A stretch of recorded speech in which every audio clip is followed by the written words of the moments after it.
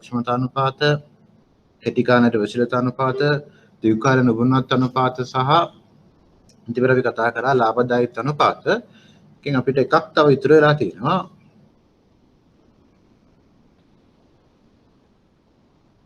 අපි අන්තිමට මේ කතා කරා ඩූපන් සමීකරණය. ඩූපන් සමීකරණය මොනවද හන්නේ අපි? මතක් කරොත් ඩූපන් සමීකරණය මොනවද හන්නේ? මතකද? ඩූපන් සමීකරණය අපි හොයුවේ මොනවද?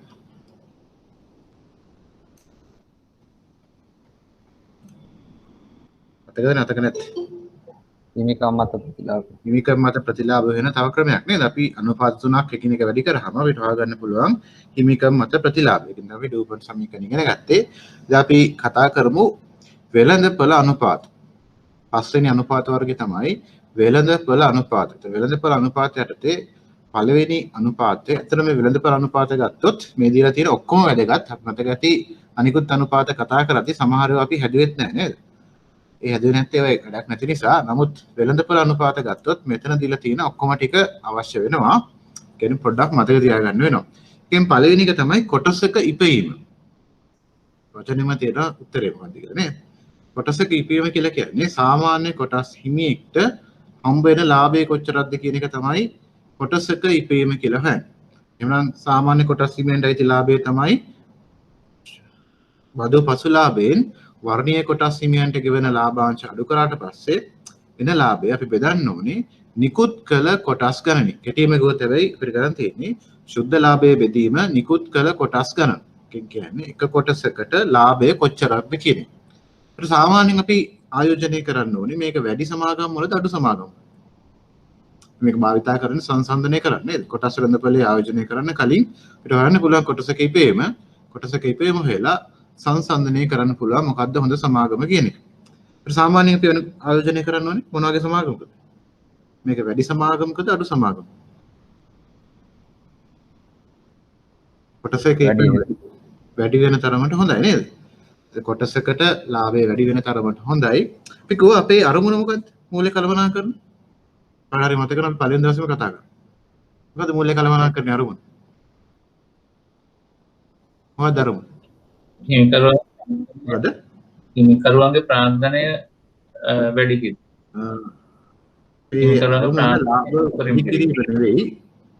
ඒ අරමුණ තමයි අයිතිකරුවන්ගේ ධනය උපරිම කිරීම නේද? හිමිකරුවන්ගේ ප්‍රාර්ථනය නෙවෙයි හිමිකරුවන්ගේ ධනය උපරිම කිරීම තමයි අපේ අරමුණ. ධනය කිව්වේ wealth maximization. අපේ අරමුණ profit maximization නෙවෙයි. අපේ අරමුණ ධනය උපරිම කිරීම. කතා කරා අයිතිකරුවන්ගේ ධනය පෙන්වුම් කරන්නේ කොහෙද? කොටස් වෙළඳපොලේ ඒ කට්ටියක තියෙන කොටස් වල මිල ගණන් වලින් නේද? අපේ අරමුණ තමයි මේ කොටස් වෙළඳපොලේ තියෙන කොටස් වල මිල ගණන් පුළුවන් තරම් වැඩි කිරීම. අපි මේ හැම තීරණයක්ම ගන්නේ කොටස් වෙළඳපොලේ තියෙන කොටස් වල මිල ගණන් වැඩි කර ගැනීම සඳහා. එතෙන්දී අනිවාර්යයෙන්ම කොටසක ඉපේ වැඩි සමාගම් වල කොටස් මිල ගණන් අනිකුත් සමාගම් වලට සාපේක්ෂව ඉහළ යනවා. ඒ නිසා තමයි අපි සාමාන්‍යයෙන් කොටසක ඉපේ වැඩි සමාගම් හොඳයි කියලා කියන්නේ. ඊළඟ එක තමයි කොටසක පොත් අගය. මොකද්ද මේ පොත් අගය කියන්නේ? මොකද්ද පොත් අගය? පොත් අගයට තව නමක් කියනවා net asset නැත්නම් net asset කියලා කියන ඉංග්‍රීසියෙන්. net assets හොයන්නේ කොහොමද? net පොත් අගය සමානයි සමාගමේ මොකටද? ගිණුම් කරන සමීකරණය මොකක්ද? කාටද මතක නැහැ? මොකද්ද ගිණුම් කරන සමීකරණය? මොකද්ද ගිණුම් කරන? හිමිකම් ධන වගකීම්. ඔව්. වත්කම් සමානයි හිමිකම ධන වගකීම්. අපිට මේ සමීකරණය පොඩ්ඩක් වෙනස් කරලා ලියන්න පුළුවන් නේද? හිමිකම සමානයි වත්කම් අඩු කිරීම වගකීම් කියලා. ඒක ලියන්න පුළුවන් නේද? හිමිකම සමානයි වත්කම් අඩු කිරීම වගකීම්. ඒතර වත්කම් වලින් වගකීම් අඩු කරාට පස්සේ එන්නේ හිමිකම. ඒ හිමිකමට තමයි පොත් අගය කියලා කියන්නේ. හොඳට මතක තියාගන්න. ශේෂපත්‍රයේ තියෙන හිමිකමට තමයි පොත් අගය කියලා කියන්නේ. ඉංග්‍රීසියෙන් කියන net asset කියලාත් පොත් අගය සමානයි හිමිකම. එහෙමනම් කොටසකට පොත් අගය හොයන්නේ කොහොමද? හරිම ලේසි මතක ගන්න තියෙන්නේ. සමාගමේ ශේෂපත්‍රයේ තියෙන හිමිකම බෙදන්න ඕනේ නිකුත් කළ කොටස් ගණනින්. එනවා කොටසකට පොත් අගය කොච්චරක්ද කියලා. පැහැදිලි නේද? හිමිකම හොයන්නේ කොහොමද? හිමිකම හොයුවේ අපි ගණන් කරන සමීකරණය භාවිතා කරලා ගණන් කරන සමීකරණය කියලා කියන්නේ වත්කම් සමානයි වගකීම් ධන හිමිකම් කියන එක. අපිට ලියන්න පුළුවන් හිමිකම සමානයි වත්කම් අඩු කිරීම වගකීම් කියලා. එහෙම නේද? එතෙන්දී මේ හිමිකම කියන එකට තමයි පොත් අගය කියලා කියන්නේ. එහෙනම් කොටසකට පොත් අගය හොයන්න මුළු පොත් අගය බෙදන්න ඕනේ. නැත්නම් මුළු හිමිකම බෙදන්න ඕනේ නිකුත් කළ කොටස් ගන්න. එතකොට එනවා එක කොටසකට පොත් අගය කොච්චරක්ද කියන එක. ඒතර මේකත් ගත්තොත් පුළුවන් තරම් වැඩි වෙන තරමට හොඳයි ආයෝජනය මේකත් අපි බලද්දී මේ පොත් අගයේ වැඩි සමාගම් වල තමයි අපි මුදල් ආයෝජනය කරන්න ඕනේ. ඊළඟ වැදගත්ම අනුපාතය තමයි මිල ඉපයුම් අනුපාතය. price earning ratio.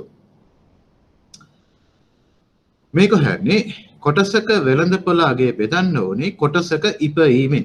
දැන් කොටසක ඉපයීම හොයන්නට අපි දැනටවත් ඉගෙන ගත්තා නේද? කොහොමද කොටසක ඉපයීම හොයන්නේ?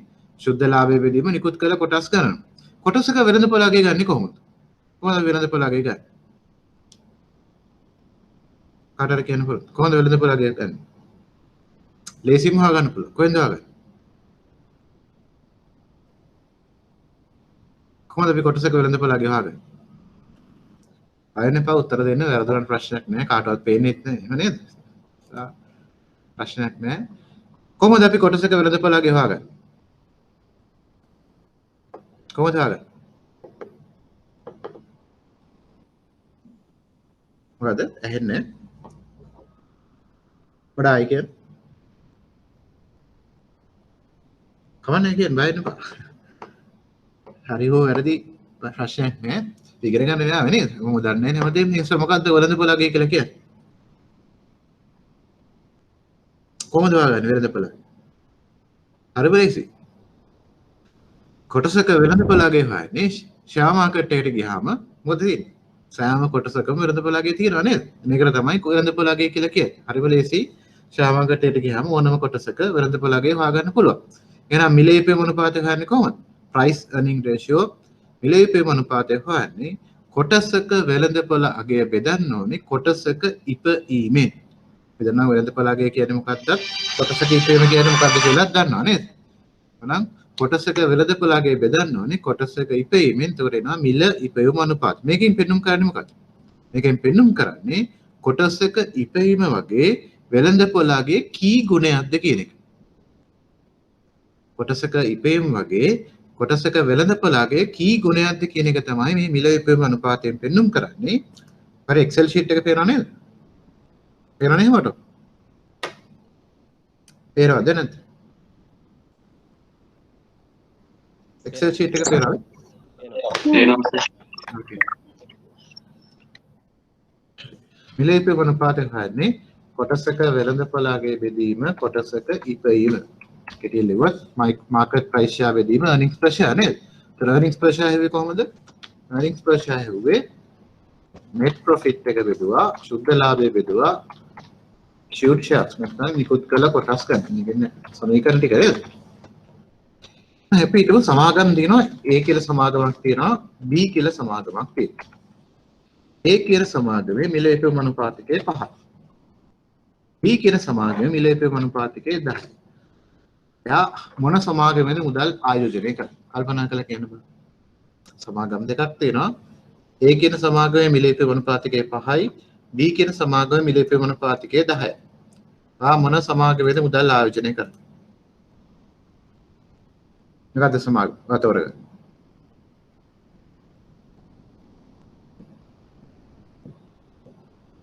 මොකද හිතේ? ඒ කියන සමාගම ගත්තොත් මොකක්ද? මම කිව්වා මිල ඉපයීම අනුපාතයෙන් කියන්නේ මොකද්ද? කොටසක ඉපයීම වගේ වෙළඳපොළ අගයේ කී ගුණයක්ද කියන එක නේද? ත්‍රේ කියන සමාගම ගත්තොත් ඉපයීම වගේ කියන්නේ රුපියලක් ඉපෙව්වොත් වෙළඳපොළ අගයේ ඒ වගේ 5 ගුණයක් කියන එක තමයි එකකින් කියන්නේ නේද? කියන්නේ එක කොටසකට ලාභය රුපියලක් නම් ඒ සමාගමේ කොටසක වෙළඳපොළ අගයේ ඒ වගේ 5 ගුණයක් කියලා කියන්නේ. B කියන සමාගම ගත්තොත් අනිත් පැත්තේ එක කොටසකට ලාභය රුපියලක් නම් වෙළඳපොළ අගය රුපියල් 10ක්. ඒ වගේ දෙයක් මේකෙන් කියන්නේ නේද? කොටසක ඉපයීම වගේ වෙළඳපොළ අගයේ කී ගුණයක්ද කියන එක තමයි මේකෙන් පෙන්වන්න කරන්නේ. මොන සමාගමේද මුදල් ආයෝජනය කරන්නේ? අපි කොටස් වෙළඳපොළ ආයෝජනය කරොත් අපිට ලාභයක් ලබන්න පුළුවන් ආකාර දෙකක් තියෙනවා. මොකක්ද ඒ ආකාර දෙක? කොටස් වෙළඳපොළක මුදල් ආයෝජනය කරොත් ලාභ ලැබිය හැකි ආකාර දෙකක් තියෙනවා. මොකක්ද ඒ ආකාර දෙක? ප්‍රාග්ධන ලාභයි ලාභාංශයි. ප්‍රාග්ධන ලාභ සහ ලාභාංශ. මේ දෙවිදිහටම අපිට ලාභයක් උපයා ගන්න පුළුවන්.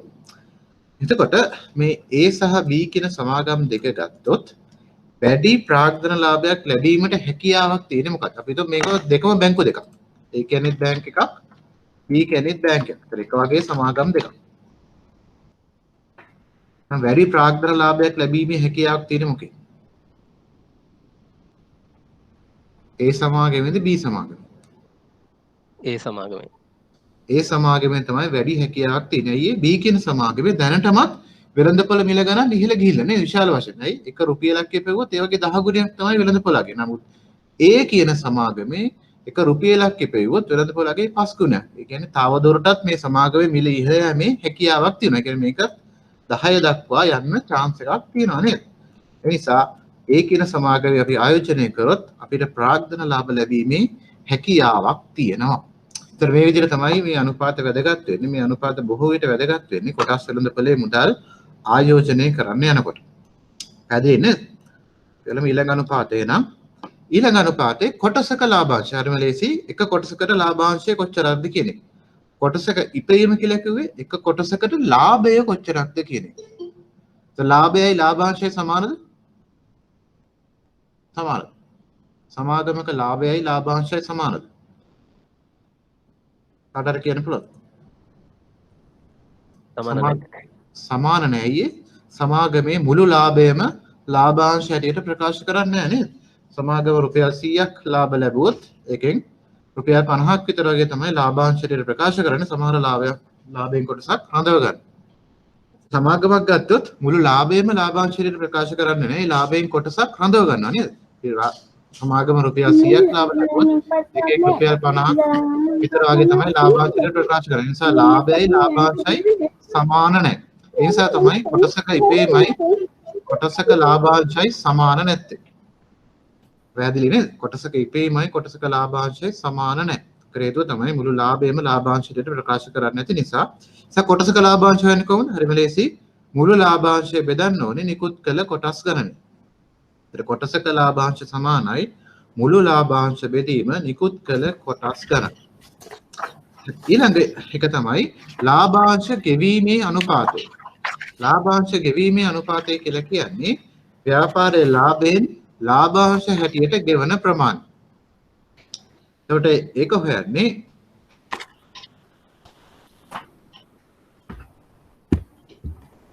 කොටසක ලාභාංශ සමානයි කොටසක ඉපයීම. ලාභාංශ ගෙවීම අනුපාතය හොයන්නේ කොටසක ලාභාංශ බෙදීම කොටසක ඉපයීම. කොටසක ඉපයීම හොයන්නත් දන්නවා කොටසක ලාභාංශ හොයන්නත් දන්නවා නේද? එහෙනම් මේකෙන් කියන්නේ මොකක්ද? රුපියල් 100ක් ඉපෙව්වොත් කොච්චරක් ලාභාංශ හැටියට ගෙවනවද කියන එක තමයි ලාභාංශ ගෙවීම අනුපාතයෙන් කියන්නේ. ඒක අනිත් පැත්ත තමයි ලාභාංශ රඳවා ගැනීම. ලාභාංශ රඳවා ගැනීම කියලා කියන්නේ ව්‍යාපාරයේ ලාභයෙන් ලාභාංශ හැටියට ප්‍රකාශ නොකොට රඳවා ගන්නා ප්‍රමාණය. ඒක හොයන්නේ එක අඩු කිරීම ලාභාංශ ගෙවීම අනුපාත. හරි. ඒතර මේ අනුපාත ටික අපිට කොටස් වෙළඳපොලේ මුදල් ආයෝජනය කරද්දී වැදගත් වෙනවා. ඒ නිසා හොඳට මතක තියාගන්න. ඉස්සරහා පාඩමකදී අපිට ආය වැදගත් වෙනවා ලාභාංශ ගෙවීම අනුපාතය සහ හිමිකම් මත ප්‍රතිලාභ. මේ පාඩමට එද්දී මතක තියෙන්න ඕනේ මේ අනුපාත. හරි. එහෙනම් අපි ගානක් හදලා බලමු. මතක් වෙනත් එක්ක මේ තොරතුරු පේනව නේද? මේ ස්ලයිඩ් මේ තොරතුරු පේනව නේද? මේක දීලා තියෙනවා තොරතුරු කීපයක්. අහනවා පළවෙනි ප්‍රශ්නෙන් අහන්නේ කොටසක පොත් අගය හොයන්න. දෙවෙනි ප්‍රශ්නෙන් අහන්නේ මිල ඉපයුම් අනුපාතය හොයන්න. ඊළඟට අහනවා කොටසක ලාභාංශ ගන්න කියනවා. ඊළඟ ප්‍රශ්නෙන් අහනවා ලාභාංශ ගෙවීම අනුපාතය ෆ්ලෝ බැක් රේෂියෝ කියන ලාභාංශ රඳවා ගැනීමේ අනුපාතය. එහෙනම් මේ අනුපාත ටික හදන්න බලන්න තනින් පුළුවන්ද කියලා බලන්න. ඊට අමතරව ගිය සතියේ මම හිතන්නේ ගණන් කීපයක් හදන්න කියලා කිව්වා. මම උත්තරත් දුන්නා. මම හිතන්නේ හැමෝම හදන්න නැති නේද? මම කියපු උත්තර එන්නේ නැති නේද? කාට හරි ගැටලුවක් තිබ්බද ගණන් හදද්දී? එතන හැමෝටම පුළුවන් වෙන්න ඕන. මම කියවගේ මේ පාඩමෙන් ලකුණු 20ක ප්‍රශ්නයක් එනවා. තමයි පාඩම අමතක කරන්න එපා. එක්සෑම් එකේදී ඉතාල වැදගත්. හරි. එහෙනම් මේ අනුපාත ටික හදන්න බලන්න. book value per share ඉස්සෙල්ලා හරියම කොටසක පොත් අගේ කොටසක පොත් අගය හොයන්නේ කොහොමද? මුළු හිමිකම බෙදීම නිකුත් කළ කොටස් ගණන. මේක නම් book value of equity කියලා කෙලින්ම දීලා තියෙනවා නේද?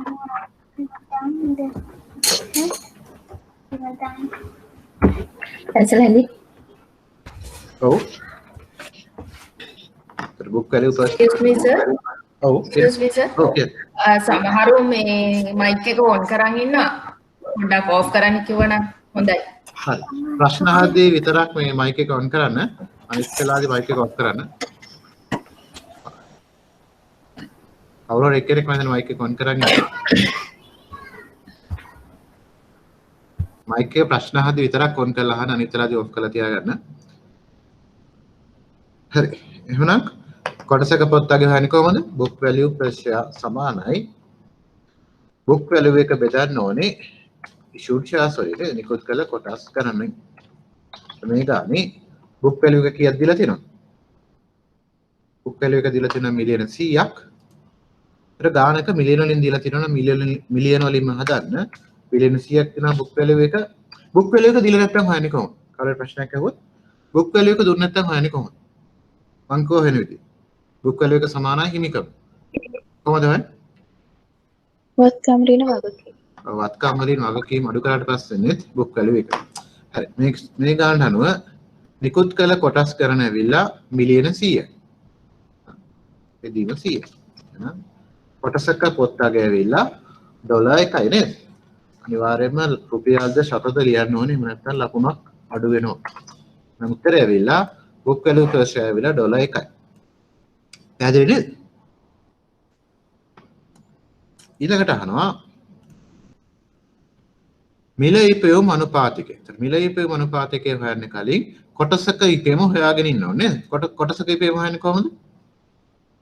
earnings per share හොයන්නේ කොටසක ඉපයුම EPS කියලා කෙටියෙන් හඳුන්වනවා. net profit ශුද්ධ ලාභයේ බෙදීම නිකුත් කළ කොටස් ගන්න issued shares. මේ සමාගමේ ශුද්ධ ලාභය දීලා තියෙනවා.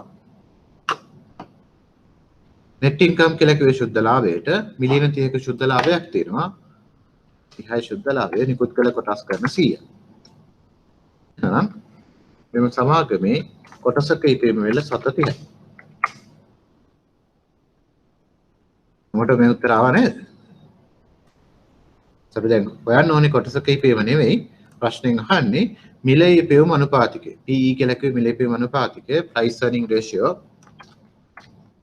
PE අනුපාතය හොයන්නේ market price per share බෙදීම earnings per share.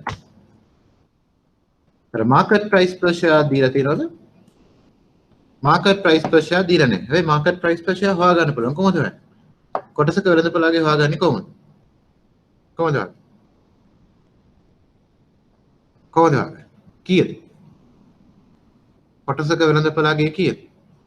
මේ දීලා තියෙන තොරතුරු වල. 5යි. 5යි කොහොමද? මුළු කොටස් වල වෙළඳපොළගේ දීලා තියෙනවනේ මිලියන 500යි. එක කොටසකට බලන්න මිලියන 500 බෙදන්න ඕනේ මිලියන 100ෙන්. එතකොට එනවා කොටසක වෙළඳපොළගේ 5යි කියලා. ඩොලර්ස් 5යි නේද? එහෙනම් 5 බෙදීම කොටසක ඉපෙනවා ගත්ත 7.3යි. 5 බෙදීම 7.3 සමානයි 16.67. මේකට ඩොලර් සයින් එක එනවද? මේකට ඩොලර් සයින් එක එනවද? එනවද නැද්ද? මේකට රුපියල් 7 එනවද?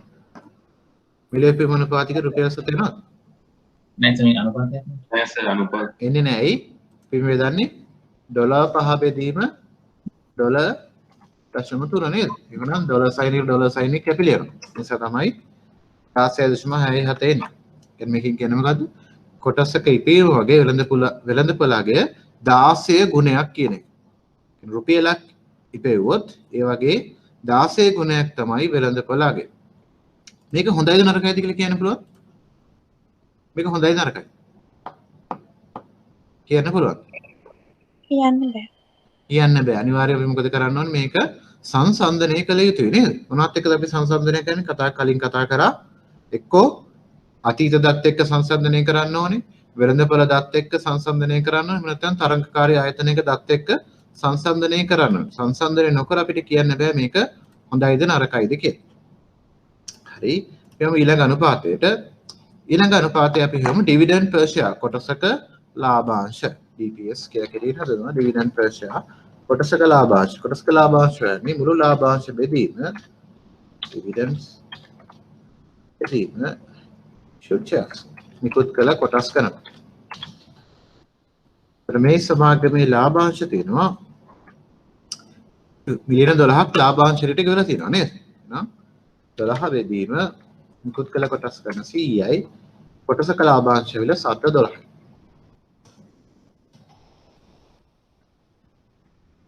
හැමෝට වෙන්නේ මේ උත්තරේ. ඊළඟට අහන්නේ dividend payout ratio. dividend payout ratio කියලා කියන්නේ ලාභයෙන් ලාභාංශයට ගෙවු ප්‍රමාණය. dividend payout ratio කියලා කියන්නේ සමාගමේ ලාභයෙන් ලාභාංශ හැටියට ගෙවු ප්‍රමාණය. dividend payout ratio කියන්නේ dividend per share බෙදන්න ඕනේ earnings per share. සමාගමේ ඉපයීමෙන් කොච්චරක් ලාභාංශයට ගෙවනවද කියන්නේ.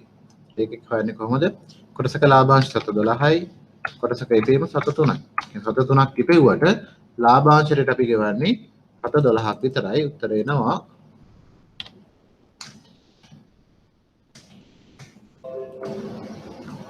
දශම 4ක් නැත්නම් 140ක් නේද?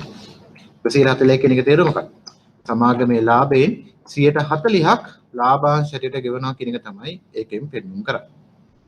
ඊළඟ අනුපාතය තමයි dividend clawback ratio then dividend retention ratio කියලා කියන එකට ලාභාංශ රඳවා ගැනීම අනුපාතය. dividend retention ratio. ලාභාංශ රඳවා ගැනීම අනුපාතය. ඒක හොයන්නේ එක අඩු කිරීම dividend per share බෙදීම earnings per share.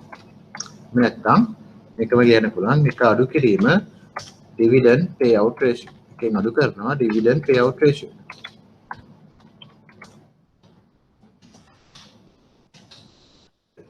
අඩු කිරීම අපි ලාභාංශ කියනවා 0.4ක්.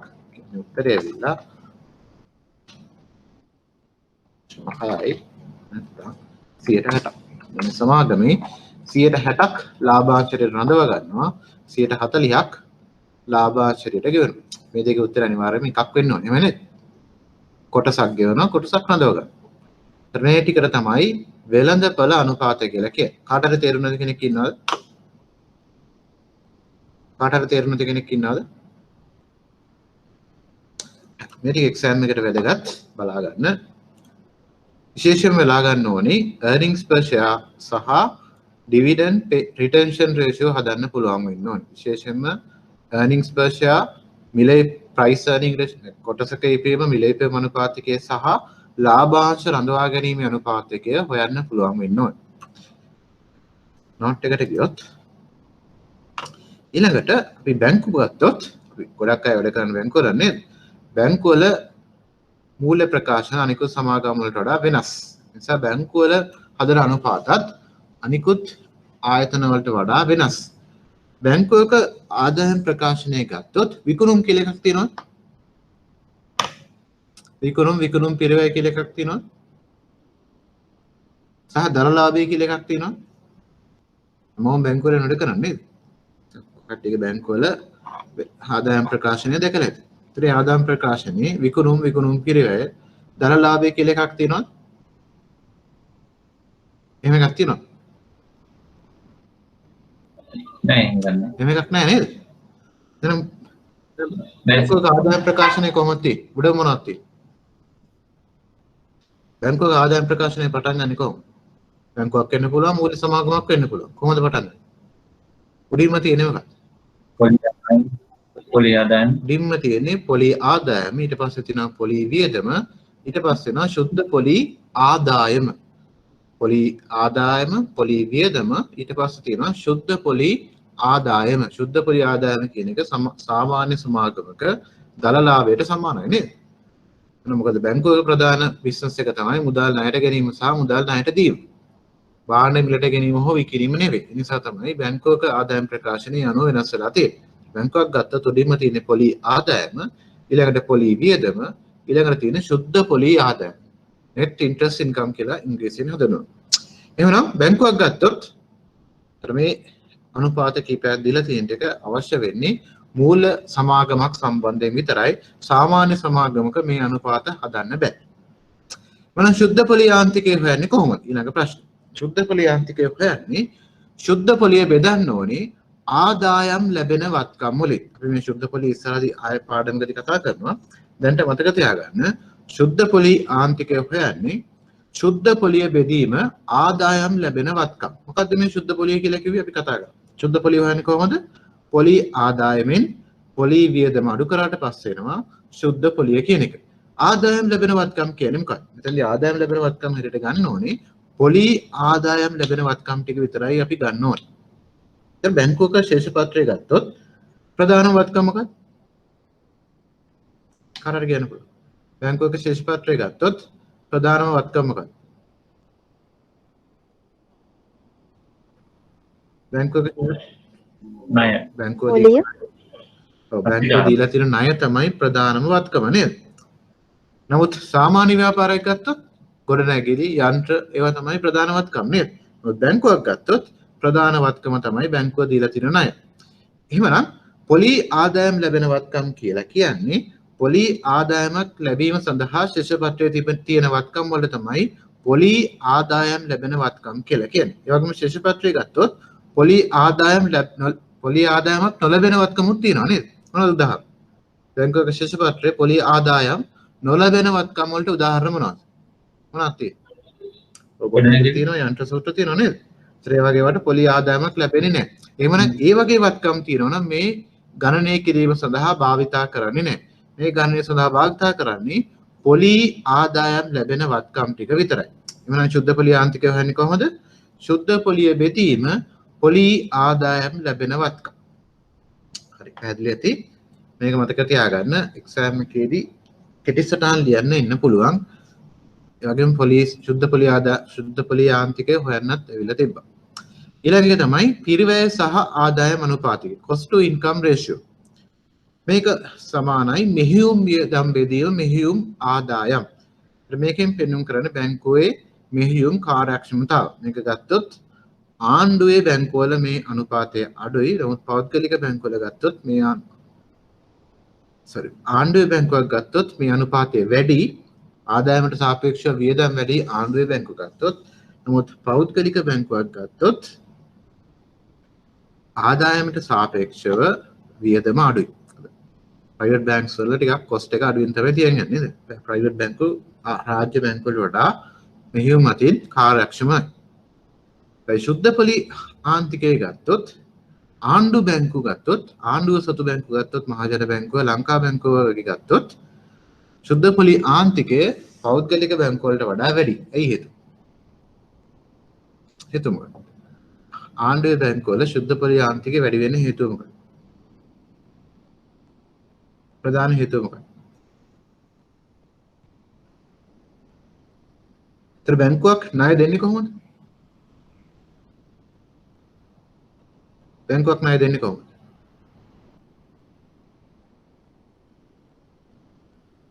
බැංකුවක් ණය දෙන්න සල්ලි හොයාගන්නේ කොහොමද? සාමාන්‍ය ව්‍යාපාරයක් නම් වත්කම් අත්පත් කරගන්නේ කොහොමද? එක්ක අයිතිකරුවෝ ගේන්න ඕනේ, එහෙම නැත්නම් ණයට ගන්න ඕනේ නේද? ඒතර මූල්‍ය ආයතනයක් ගත්තොත් එයාගේ ප්‍රධාන වත්කම තමයි ණය. ඒ ණය දෙන්න සල්ලි හොයාගන්නේ කොහොමද? තැන්පතු මගින් තමයි හොයාගන්නේ. ආණ්ඩු බැංකු ගත්තොත් අඩු පොලියට තැන්පතු හොයාගන්න පුළුවන් ආණ්ඩුවේ බැංකු වලට පෞද්ගලික බැංකු වලට සාපේක්ෂව. ඒ නිසා තමයි සුද්ධ පොලි ආන්තිකයේ සාපේක්ෂව රාජ්‍ය බැංකු වල වැඩි. ඊළඟ ප්‍රධාන අනුපාතය තමයි ජංගම සහ ඉතුරුම අනුපාතය. ඒකට කෙටියෙන් හඳුන්වනවා කාසා කියලත්. current account and savings account. ජංගම සහ ඉතුරුම අනුපාතය. මේක හොයන්නේ ජංගම සහ ඉතුරුම් තැන්පතු බෙදන්න ඕනේ බැංකුවේ තියෙන මුළු තැන්පතු වලින්. ජංගම සහ ඉතුරුම් තැන්පතු බෙදීම බැංකුවේ මුළු තැන්පතු. නැත්නම් මුළු තැන්පතු ගත්තොත් මේ දෙක අතරව තව මොනවද තියෙන්නේ? ජංගම තැන්පතු තියෙනවා, ඉතුරුම් තැන්පතු තියෙනවා, ඊට අමතරව තව මොකක්ද තියෙන්නේ? ස්ථාවර තැන්පතු. ස්ථාවර තැන්පතු. එතකොට මේ අනුපාතය වැඩි වෙන තරමටද හොඳ අඩු වෙන තරමටද හොඳ? බැංකුවක් පැත්තෙන් ගත්තා. මුළු තැන්පතු වලින් ජංගම සහ ඉතුරුම් තැන්පතු කොටස වැඩි වෙන තරමටද හොඳ අඩු වෙන තරමටද හොඳ? වැඩි වෙන. ජංගම සහ ඉතුරුම් තැන්පතු මුළු තැන්පතු ප්‍රමාණයෙන් වැඩි වෙන තරමට හොඳයි. ඒ වැඩි වෙන තරමට හොඳ. ජංගම තැන්පතු ගත්තොත් පොලියක් ගෙවනවද? පොලියක් ගන්න නැහැ නේද? ජංගම තැන්පතු ගත්තොත් පොලියක් ගෙවන්නේ නැහැ. ඉතුරුම් තැන්පතු ගත්තොත් ඊටාම අඩු පොලියක් ගෙවන්නේ. ඒ මුළු තැන්පතු වලින් මේ දෙක අඩු වෙන තරමට හොඳයි. සරි වැරදුනා. මුළු තැන්පතු වලින් මේ දෙක වැඩි වෙන තරමට තමයි හොඳ. ජංගම සහ ඉතුරුම් තැන්පතු මුළු තැන්පතු වලින් පුළුවන් තරම් වැඩි කරගන්න ඕනේ. ඒතර මේ කාස අනුපාතය වැඩි වුණොත් තියෙන වාසිය මොකක්ද? කෙටියෙන් හඳුනන කාස කියලා නේද? මේ අනුපාතය වැඩි වුණොත් තියෙන වාසිය මොකක්ද? කාටද කියන්න පුළුවන්? වැඩි කර ණය දෙන්න පුළුවන්. ප්‍රධානම වාසිය තමයි මේ අනුපාතය වැඩි වුණොත් ශුද්ධ පොලි ආන්තිකය හොඳ වෙනවා. නේද? මේ අනුපාතය පොලි වියදම අඩු. මොකද මේ අනුපාතය වැඩි වෙන බැංකුවේ තියෙන පොලි වියදම අඩු වෙනවා නේද?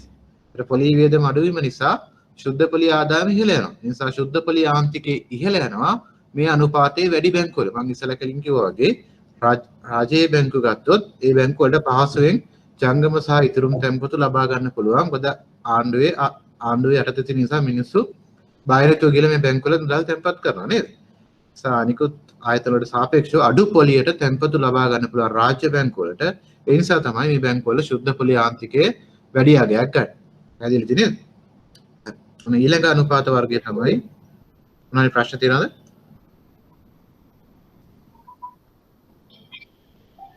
ඊළඟ අනුපාතය තමයි loan to deposit ratio ණය සහ තැන්පතු අනුපාතය. ඒක හොයන්නේ ණය බෙදීම තැන්පතු. කෙටිම ගත්තොත් ණය බෙදීම තැන්පතු. ඒකෙන් පෙන්නුම් කරන්නේ තැන්පතු වගේ ණය කී ගුණයක්ද කියන එක. සාමාන්‍යයෙන් මේක 100% වඩා වැඩි වෙන්න පුළුවන් දෙයක්.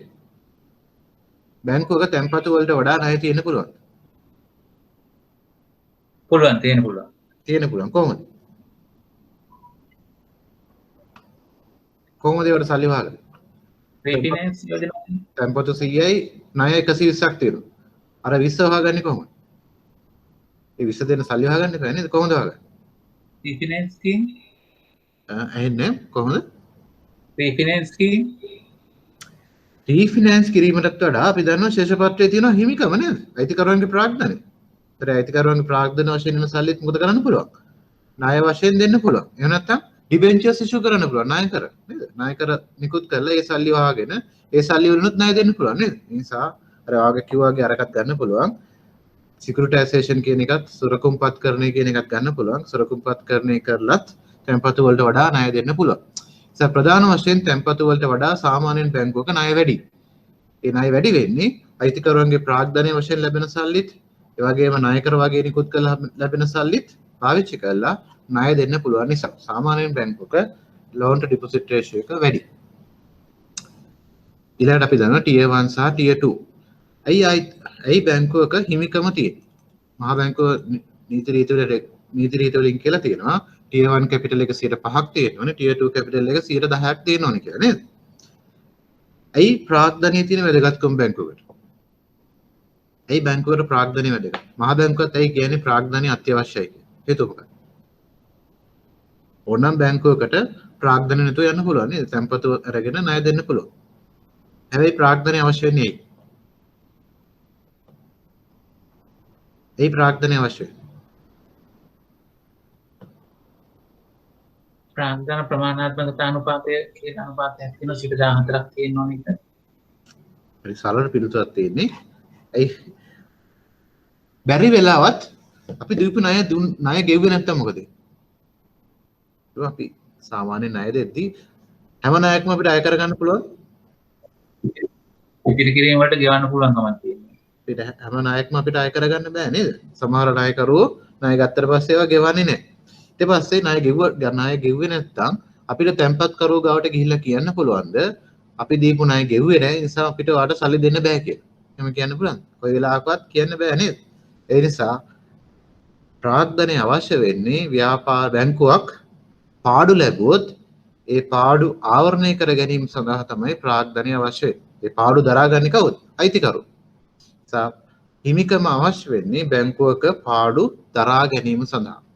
ඒක තමයි මහ බැංකුවක් කියන්නේ 105ක් tier 1 තියෙන්න ඕනේ 110ක් tier 2 තියෙන්න ඕනේ කියලා නිශ්චිත කරලා තියෙන්නේ මේ හේතුව නිසා. මොකක් හරි පාඩුවක් ලැබුවොත් ඒ පාඩුව දරා ගන්න ඕනේ තැන්පත්කරුවෝ නෙමෙයි බැංකුවේ ඉන්න අයිතිකරු. ඒ නිසා තමයි මේ ප්‍රාග්ධනය මෙච්චරක් තියෙන්න ඕනේ කියලා කියන්නේ. tier 1 කියලා කියන්නේ මූලික ප්‍රාග්ධනය බෙදීම අවදානම් මත බර තිබූ වත්කම්. ඒ කියන්නේ බර බැංකුවක සතු වත්කම් වලින් 105ක් තියෙන tier 1 capital එක tier 2 capital එක ගත්තොත් බැංකුව සතු වත්කම් වලින් 10%ක් තියෙනවනේ tier 2 capital එක. එකක් දැනගත්තාම ඇති. ඊළඟ අනුපාතය තමයි අක්‍රීය ණය අනුපාතය. අයන අල්කයන නෙමෙයි අක්‍රීය ණය අනුපාතය. non performing loan ratio. Sinhala ඉංග්‍රීසියෙන් කිව්වොත් ඒක දන්නවා සිංහල වචන වලට මම හිතන්නේ non performing ratio. non performing loan ratio කියන්නේ මොකක්ද? මුළු ණය ප්‍රමාණයෙන් අක්‍රීය ණය. කොහොමද අපි non performing කියලා කැටගරයිස් කරන්නේ? කිසියම් ණයක් අක්‍රීය ණයක් හැටියට ප්‍රකාශ කරන්නේ කොහොමද? මොකක් වුණොත්? වාරික 3. වාරික 3 වලට ගෙවුවේ නැත්නම් අපි ඒවා කියනවා non performing loans කියලා නේද? ඒතර ඒ වගේ වට තමයි අක්‍රීය ණය කියලා කියන්නේ. මේකෙන් පෙන්වුම් කරන්නේ බැංකුව සතු මුල ණය වලින් අක්‍රීය ණය කොච්චරක්ද කියන එක. මේක වැඩි වෙන්නේ කොහොමද? වැඩි වෙන්නේ කොහොමද? හොඳ නැහැ නේද? මේ දවස්වල මොකද? හොඳ නැහැ. මේ දවස්වල මොකද වෙන්නේ මේ අනුපාත? වැඩි. ඒක හැම බැංකුවකම. ඒ කියන්නේ බැංකු ශාස්ත්‍රයේ මේ දවස්වල ඉතර හොඳ නැහැ. මුළු ණය වලින් අක්‍රීය ණය ප්‍රමාණය අනිවාර්යයෙන් මේ දවස්වල වැඩි වෙලා ඇති නේද? හරි. මේ තමයි මූල්‍ය සමාගමක් සම්බන්ධයෙන් වැදගත් වෙන අනුපාත කීපයක්. මේ ටික පොඩ්ඩක් බලා ගන්න කෙටි සටහන් ලියන්න වගේ එන්න පුළුවන්. හරි. ඒතර අනුපාත යටතේ අපි අනුපාත කීයක් වගේ ඉගෙන ගත්තද? සෑහෙන ප්‍රමාණයක් ඉගෙන ගත්තා නේද? අපි පටන් ගත්තොත් මතක් කරොත් පොඩ්ඩක් අපි මුලින්ම පටන් ගත්තේ මොන අනුපාතද? මුලින්ම කතා කරපු අනුපාත වර්ගය මොකක්ද? මුලින්ම කතා කරේ ක්‍රියාකාරී අනුපාත නේද? ඒතර ක්‍රියාකාරී අනුපාත යටතේ මම කිව්වා ප්‍රධාන වශයෙන් හතරක් මතක තියෙන්න ඕනි කියලා. මොනවාද ඒ හතර? තොග පිරිවැටුම් අනුපාතය, ණය ගෙති පිරිවැටුම් අනුපාතිකය, ණය හිමි පිරිවැටුම් අනුපාතිකය සහ මුළු වත්කම් පිරිවැටුම් අනුපාතිකය. ඊට පස්සේ අපි කතා කරා මෙහෙයුම් වක්‍රය කියලා එක නේද? මෙහෙයුම් වක්‍රය කියලා කිව්වේ මොකක්ද? තොග රඳවා ගැනීමේ කාලයට එකතු කිරීම, ණය ගෙති ලැබීම් කාලය අඩු කිරීම, ණය හිමි ගෙවීම් කාලය කියලා අපි එකක් ඉගෙන ගත්තා. ඒකට අපි කිව්වා මෙහෙයුම් වක්‍රය කියලා. ඊළඟට අපි ඉගෙන ගත්තා කෙටි කාලයෙන් ද්‍රවශීලතා අනුපාත. එතෙන්දී අපි අනුපාත වර්ග දෙකක් ඉගෙන ගත්තා. ජංගම අනුපාතය සහ ශනික වත්කම් අනුපාත. ඊළඟට අපි ඉගෙන ගත්තා දීර්ඝ කාලීන නුබුන්වත් අනුපාත. එයාට අපි ඉගෙන ගත්තා ණය වත්කම් අනුපාතය සහ ණය හිමිකම් අනුපාතය, මූල්‍ය තෝලනය, පොලි ආවරණ අනුපාතය. ඊළඟට අපි ලාභදායීත්ව අනුපාතය යටතේ ඉගෙන ගත්තා දල ලාභ අනුපාතය, මෙහෙයුම් ලාභ අනුපාතය, ශුද්ධ ලාභ අනුපාතිකය, හිමිකම් මත හිමිකමට ලාභේ රිටර්න් ඔන් ඉක්විටි නේද? ඊළඟට වත්කම් මත ප්‍රතිලාභේ රිටර්න් ඔන් ඇසෙට්ස්. ඒ වගේ අපි අනුපාත ගොඩක් ඉගෙන ගත්තා ලාභදායීත්ව අනුපාතය යටතේ. ඊළඟට අපි ඉගෙන ගත්තා ඩූපන් සමීකරණය කියලා එකක්. ඊළඟට අපි ඉගෙන ගත්තා අද දැන් ඉගෙන ගත්තා වෙළඳපොළ අනුපාත කීපයක්. කොටසක ඉපීම, කොටසක පොත්තගේ, මිලේපීම අනුපාතිකය, කොටසක ලාභාංශ ගෙවීම අනුපාතිකය සහ ලාභාංශ රඳවා ගැනීම අනුපාතය. ඊළඟට අපි ඉගෙන ගත්තා මූල්‍ය සමාගම් සතු අනුපාත කීපයක්. මේ අනුපාත සම්බන්ධයෙන් මොනවාරි ප්‍රශ්න තියෙනවද? මොනවාරි ගැටලු තියෙනවද? අනුපාත පාඩමේ තියෙන ප්‍රශ්න තමයි ටිකක් කටපාඩම් කරන්න වෙනවා. අනුපාතය දන්නවා නම් ලකුණු ගන්න පුළුවන්. මොනවාරි ප්‍රශ්න තියෙනවද? එක්සෑම් එකේ අපු ගණනුත් සෑහෙන ප්‍රමාණයක් හැදුවා. ඒ හැමෝටම දැන් පුළුවන් වෙන්න ඕනේ මේ පාඩමෙන් එන ඕනම ප්‍රශ්නකට ලකුණු ලියන්න. මොනවාරි ප්‍රශ්න තියෙනවද? එහෙම නැත්නම් අපි මේ පාඩමේ මුල් කොටස් වල කීපයක් අපි කරේ නෑ මට මතක විදිහට. එන්න මේ කොටස. මේ කොටස අපි කරේ නෑ නේද? වත්කම් සඳහා ගිරුම් තැබෙන ආකාරය අපි කරේ නෑ නේද? කරාද නැද්ද? නෑ. මෙන්න මේ ස්ලයිඩ් එක අනිවාර්යෙන් එක්සෑම් එකට මතක තියාගන්න. මම එක්සෑම් පේපර්ස් වල බලමු. හැම අවුරුද්දකම වගේ මේකෙන් ප්‍රශ්නයක් ඇවිල්ලා තිබුණා.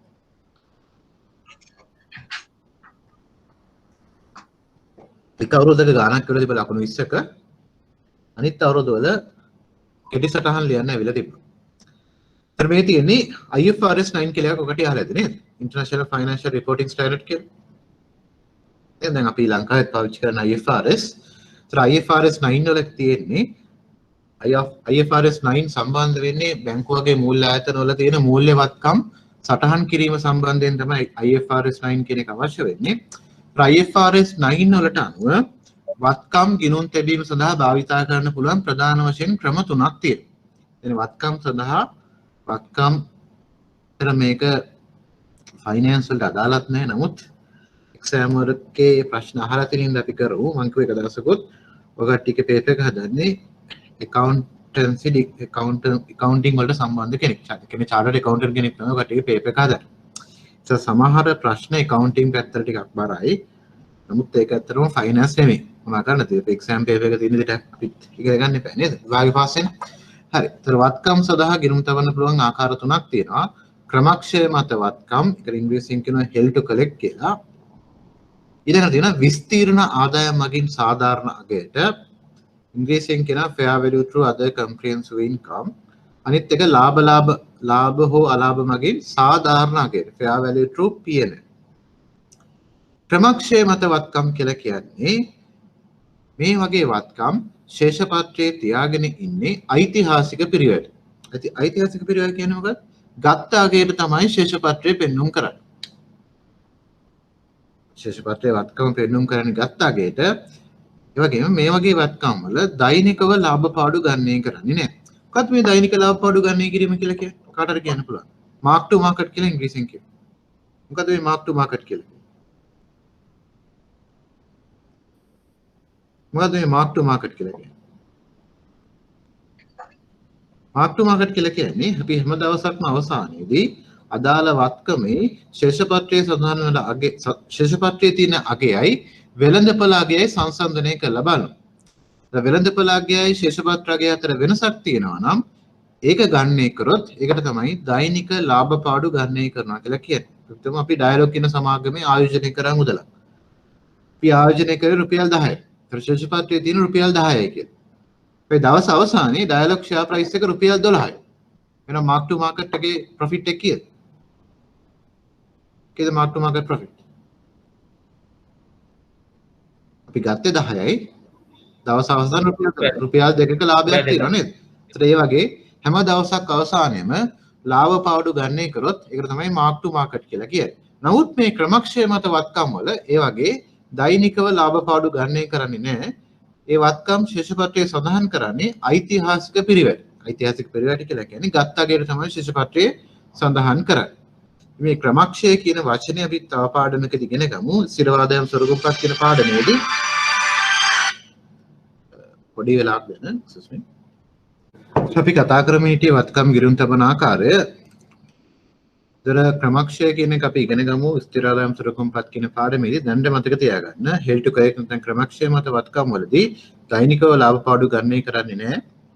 විශේෂ පත්‍රයේ සටහන් කරගෙන ඉන්නේ ගත්ත අගයටමයි. ඊළඟට අපිට සටහන් කරන්න පුළුවන් අනිත් විදිය තමයි විස්තීර්ණ ආදායම් මගින් සාධාරණ අගයට. විස්තීර්ණ ආදායම් කියලා කියන්නේ ඉස්සර අපි ඒවට කිව්වේ හිමිකම වෙනස් වීමේ ප්‍රකාශනය කියලා. ඉස්සර කිව්වේ හිමිකම වෙනස් වීමේ ප්‍රකාශනය changes in equity කියලා ඉංග්‍රීසියෙන් හඳුන්වනවා. නමුත් දැන් අපි ඒකට කියන්නේ විස්තීර්ණ ආදායම් ප්‍රකාශනය කියලා. ඒකට කියන්නේ විස්තීර්ණ ආදායම් ප්‍රකාශනය. දෙවෙනි ක්‍රමය තමයි විස්තීර්ණ ආදායම් මගින් සාධාරණ අගය. ඒතර මේ වගේ එකක් ගත්තොත් මෙතනදී ශේෂපත්‍රයේදී දෛනිකව ලාභ පාඩු ගණනය කරනවා. ශේෂපත්‍රයේ අදාළ වත්කම සටහන් කරන්නේ වෙළඳපොළ අගයට. ඒතර හැමතිස්සෙම මේ වගේ අවස්ථාවකදී ශේෂපත්‍රයේ වත්කම සටහන් කරන්නේ වෙළඳපොළ අගයට. ඒතර දෛනිකව ලාභ පාඩු ගණනය කරද්දී වෙළඳපොළ අගයයි ශේෂපත්‍ර අගය අතර වෙනසක් වෙනවා නේද? ඒතර මේ වෙනස අපි ගෙනියනවා විස්තීර්ණ ආදායම් ප්‍රකාශනයට හර හෝ බැර කරනවා. ඒතර විස්තීර්ණ ආදායම් ප්‍රකාශනයේ මේ හිමිකම කියන කොටසට මේ ප්‍රමාණය ගෙනිහිල්ලා හර හෝ බැර කරනවා. ලාභයක් තියෙනවා නම් බැර කරනවා, පාඩුවක් තිබ්බොත් හර කරනවා. තේරුණාද? පෙර ඩයලොග් උදාහරණයක් ගත්තොත් හිතමු දැන් අපි ඩයලොග් කියන ෂෙයා එක ගත්තා. ඩයලොග් ෂෙයා එකක් ගත්තා රුපියල් 10යි. ශේෂපත්‍රය ගත්තොත් ශේෂපත්‍රයේ ඇසෙට්ස් වල අපි සටහන් කරනවා. පළවෙනි ක්‍රමයේ තමයි අපි කිව්වේ held to collect. ඒතර held to collect විදියට ගියොත් held to collect විදියට ගියොත් ක්‍රමක්ෂය මත වත්කම් තමයි held to collect කියලා කිව්වේ. වට සිංහල ටයිප් කරන්න බැරි නිසා තමයි ඉංග්‍රීසියෙන් ටයිප් කරන්නේ. ඒතර held to collect විදියට ගියොත් ශේෂ පත්‍රය මේක අපි සටහන් කරන රුපියල් 10ක් හැටියට. ඊට අමතරව වෙන කොහෙවත් අපි මේක සටහන් කරන්නේ නැහැ. දෙවෙනි ක්‍රමය තමයි fair value through other comprehensive income. කෙටියෙන් කියන fair value POCI කියන. fair value through other comprehensive income විස්තීර්ණ ආදායම් මගින් සාධාරණ අගයට. ඒතර මේ විස්තීර්ණ ආදායම් මගින් සාධාරණ අගයට ගියොත් ශේෂ පත්‍රය අපි මේක සටහන් කරලා අපි හිතමු දවස් අවසානයේ මාකට් ප්‍රයිස් එක මේ ෂෙයා එකේ මාකට් ප්‍රයිස් එක වේ රුපියල් 12යි. ඒක අපේ කීයද 10ට. නමුත් දවස් අවසානයේ මාකට් ප්‍රයිස් එක වෙළඳපළගේ රුපියල් 12යි. මේ ක්‍රමය යටතේ ගියොත් අපි මේක සටහන් කරන්නේ ශේෂ පත්‍රයේ රුපියල් 12ට. අපි දන්නවා ගිණුමක් හදද්දී ඩබල් එන්ට්‍රි එකක් තියෙන්න ඕනේ. එකක් වැඩි කරද්දී අනිත් එක තව පැත්තක් වැඩි කරන්න ඕනේ. එහෙම නැත්නම් මොකද වෙන්නේ? එක පැත්තක් වැඩි කරද්දී අනිත් පැත්ත වැඩි කරනකොට මොකද වෙන්නේ? ශේෂ පත්‍රය බැලන්ස් වෙනවද? පරි කෙලින්ම මේ රුපියල් 12 වෙම ශේෂ පත්‍රයේ ඩයලොග් කියලා සටහන් කරන්න පුළුවන්. පුළුවන්ද බෑ? පුළුවන්. බැලන්ස් වෙන්නේ නැහැ. දැන් මොකද රුපියල් 2ක වෙනසක් තියෙනවා නේද? රුපියල් 2 ඇත්තටම ලාභයක් තියෙනවා. අපි 10ට ගත්තේ දැන් රුපියල් 12. එහෙනම් අපි රුපියල් 2 ගෙනිහිලා දාන්න ඕනේ other comprehensive income එක. අනිකුත් විස්තීර්ණ ආදායම් ගිණුමට ගිහිලා රුපියල් 2ක් බැර කරන්න ඕනේ. ඒකට තමයි අර FVOCA method කියලා කියන්නේ දෙවෙනි ක්‍රමය. ඊළඟට තුන්වෙනි ක්‍රමය තමයි fair value through P&L. fair value through PTPL. PTPL එක කිරින් හඳුන්වනවා fair value through P&L. ඒ ක්‍රමයේදී ශේෂ පත්‍රයේ සටහන් කරන වෙළඳපොළ අගයට අර ලාභය කියලා ගෙලින්ම දාන්නේ ආදායම් ප්‍රකාශන. ඉන්කම් ස්ටේට්මන්ට් එකේ තමයි ලාභය සටහන් කරන්නේ. ලාභය කොහේ සටහන් කරන්න වෙගෙනීලා දැන් ඉන්කම් ස්ටේට්මන්ට් එකේ. දැන් ආදායම් ප්‍රකාශනය තමයි සටහන් කරන්නේ. මේක තමයි මේ ක්‍රම තුනේ වෙනස. දැන් පැහැදිලි ඇති කියලා හිතමු. මම කියපේක පැහැදිලිද නැද්ද? මේ තමයි වත්කම් IFRS 9 වලට අනුව සටහන් කරන්න පුළුවන් ආකාර. ශේෂ පත්‍රයේ සටහන් කරන්න පුළුවන් ආකාර තුනක් තියෙනවා. එකක් held to collect. දැන් ක්‍රමක්ෂය මත වත්කම් හිත තියාගන්න පුළුවන්. එහෙම වුණොත් ගත්ත අගයටම තමයි ශේෂ පත්‍රයේ සටහන් කරන්නේ. ඊළඟ ක්‍රමය තමයි අනිකුත් විස්තීර්ණ ආදායම් ගිණුම හරහා සාධාරණ අගයට. එහෙම කරොත් ශේෂ පත්‍රයේ වෙළඳපොළ අගයට සටහන් කරනවා. වෙළඳපොළ අගයයි ගත් මිලයි අතර වෙනස අපි ගෙනියනවා අනිකුත් විස්තීර්ණ ආදායම් ගිණුම් ප්‍රකාශනයට. තුන්වෙනි ක්‍රමය තමයි fair value through P&L. වෙළඳ හා ලාභ ගිණුම හරහා සාධාරණ අගයට. ඒ වුණොත් ඒ වෙනස ගෙනියනවා ආදායම් ප්‍රකාශන. දැන් ප්‍රකාශන නැත්නම් වෙළඳ හා ලාභ ගිණුමට ගෙනියනවා. ඒතර මේකට තමයි අපි මේ ස්ලයිඩ් එකේ මේ කොටසෙන් කියන්නේ. මොන හරි ප්‍රශ්න තියෙනවා. මේක හොඳට බලා ගන්න එක්සෑම් එකේ ප්‍රශ්න අහලා තිබ්බා. අපි බලමු එතන එක්සෑම් එකේ ප්‍රශ්න කීපයක් මේ කොටසෙන්.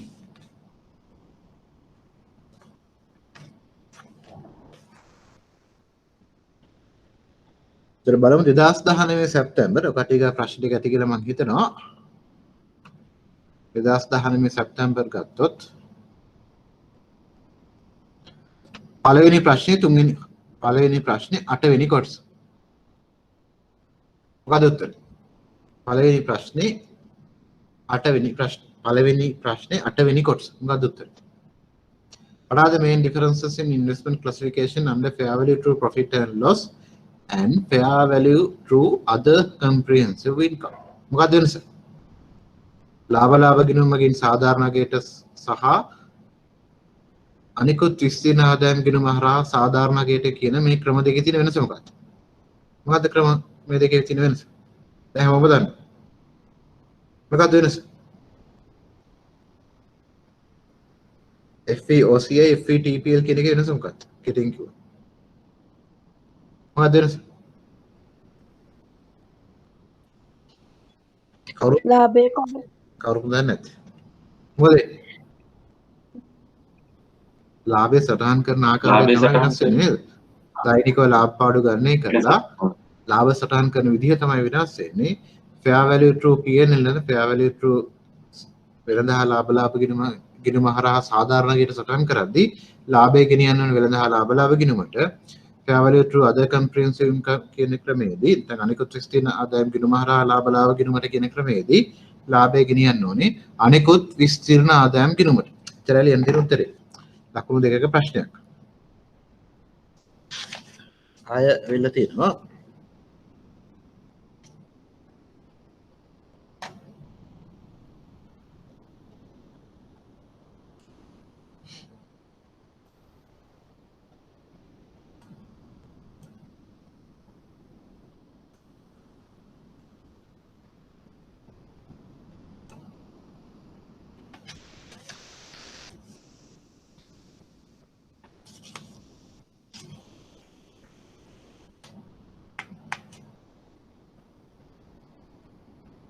දෙදස් 18 සැප්තැම්බර් මේ 4 වෙනි ප්‍රශ්නෙට උත්තරය මොකක්ද?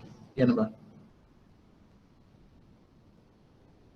2018 සැප්තැම්බර් පළවෙනි ප්‍රශ්නේ 4 වෙනි කොටස මොකක්ද උත්තරය? මොකක්ද උත්තරය?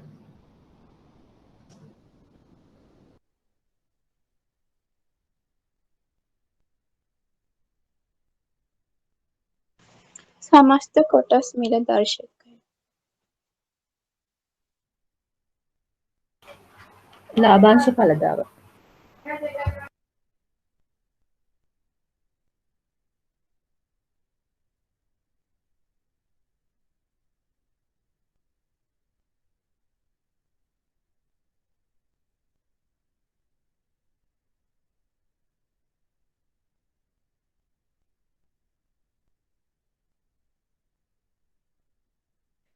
සර්ගේ මයික් එක මියුට් වෙලා තියෙන්නේ. සර් ඇහෙන්නේ නැහැ නමක.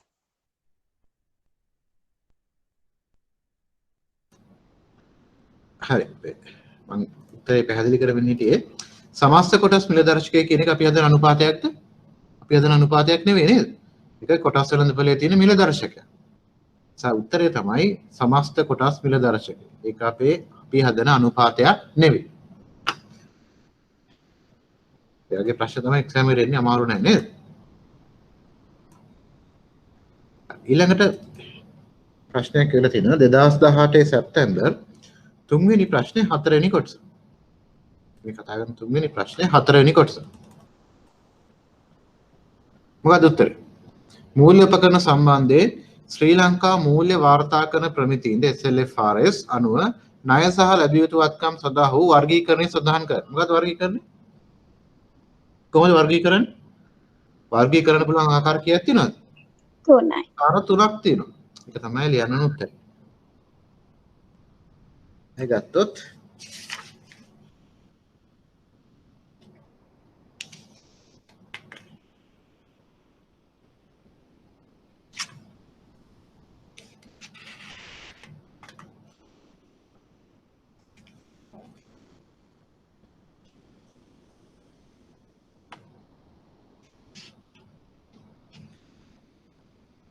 ඊළඟට මම මතක් කරන්න අන්තිම දවස් වෙනකොට සිලබස් එක අන්තිම කාලෙ වෙද්දී මෙන්න මේ ගාන හදන්න.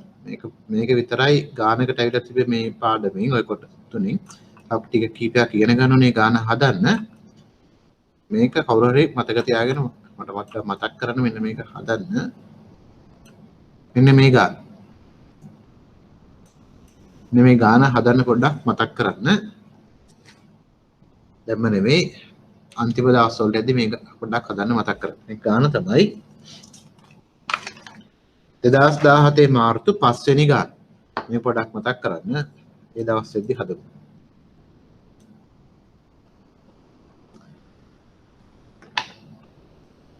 ප්‍රාය ඒ වගේ ගානක් වෙලා තියෙනවා. ගානක් නෙමෙයි ප්‍රශ්නයක් වෙලා තියෙනවා. 2016 සැප්තැම්බර් 10 වෙනි ප්‍රශ්න. ආයෝජන සරුකුම් වාර්තා කරන ගිණුම් කාණ්ඩය කුමක්ද?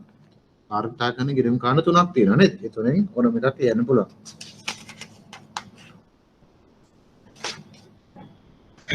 මම අපි ඊළඟ කොටසට යමු.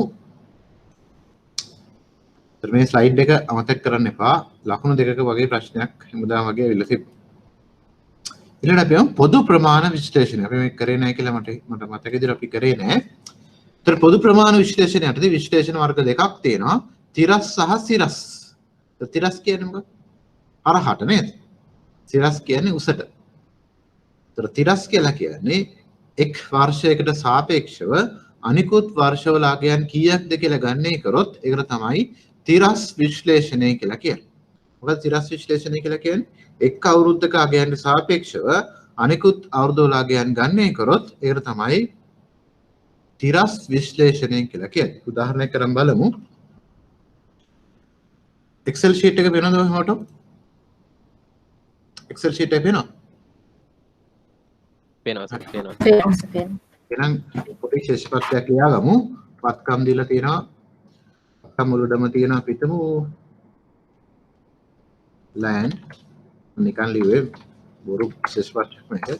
ඉදම් buildings තියෙනවා. ගොඩනැගිලි අපේකව ලියාගන්න. ඉදම් තියෙනවා buildings තියෙනවා. දැන් අපි හිතමු stocks තියෙනවා, tog තියෙනවා. අද cash තියෙනවා. තමයි එයාගේ වත්කම් පැත්ත. හිතමු land තියෙනවා මෙයාගේ බිලියන 100ක්. building තියෙනවා මිලියන 100ක්. stocks තියෙනවා මිලියන 50ක්. cash තියෙනවා මිලියන 10ක්. එයාගේ ඔක්කොම මුළු වත්කම් ගත්තොත් 260ක් තියෙනවා. මේ තමයි 2000 අපි හිතමු 2015 අවුරුද්ද. අපි 2016ට ගියොත් මෙයාගේ ඉඩම් තියෙන 120ක් 105ක් තියෙනවා බිල්ඩින් ස්ටොක්ස් 48ක් තියෙනවා කෑෂ් 8ක් තියෙනවා 2017 ගත්තොත් කල්පිත ශේෂපත්‍රයක් තියෙන්නේ 30ක් තියෙනවා ඉඩම් බිල්ඩින් තියෙන 110ක් ස්ටොක්ස් තියෙනවා 52ක් cash තියෙනවා 12ක්. ඊළඟ 2018 ගත්තොත් 140යි 115යි 55යි 2019 ගත්තොත් 155යි 125යි අයි තමයි මේ ආයේ දින ශේෂපත්‍රය. තිරස් කියලා කියන්නේ මේ අතට. තිරස් කියලා කියන්නේ තිරස් විශ්ලේෂණය කියලා කියන්නේ අපි ඉතලයක් ගත්තොත්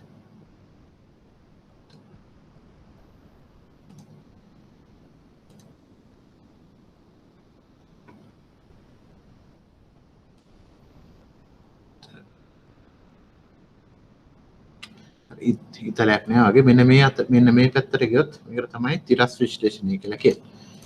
මම තිරස් විශ්ලේෂණ දෙක කියන්නේ අපි එක් අවුරුද්දක අගයන්ට සාපේක්ෂව අපි හිතමු 2015 කියලා. එක් අවුරුද්දක අගයන්ට සාපේක්ෂව අනිකුත් අවුරුදු වල අගයන් ගන්නේ කරොත් ඒකට තමයි තිරස් විශ්ලේෂණය කියලා කියන්නේ. තිරස් කියලා කියන්නේ මේ අතට.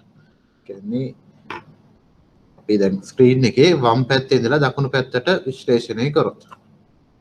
කියන්නේ 2015 අගයන්ට සාපේක්ෂව අනිකුත් අවුරුදු වල අගයන් ගන්නේ කරොත් ඒකට තමයි තිරස් විශ්ලේෂණය කියලා කියන්නේ. ඉතින් අපි බලනවා 2000 මේ ටිකම ගත්තොත් land building කරගත්තොත් 2015 වෙදී මේ අගයන් අපි 100යි කියලා හිතනවා. 2015 වෙදී 15 අවුරුද්දේ මේ අගයන් අපි 100යි කියලා ගන්න. හැම එකක්ම 100යි. හැම එකක්ම බේස් එක. පදනම තමයි 100. මුළුවත්කම 100. පොඩි ටික මෙහෙම ගත්තොත් අපි බලන්න 16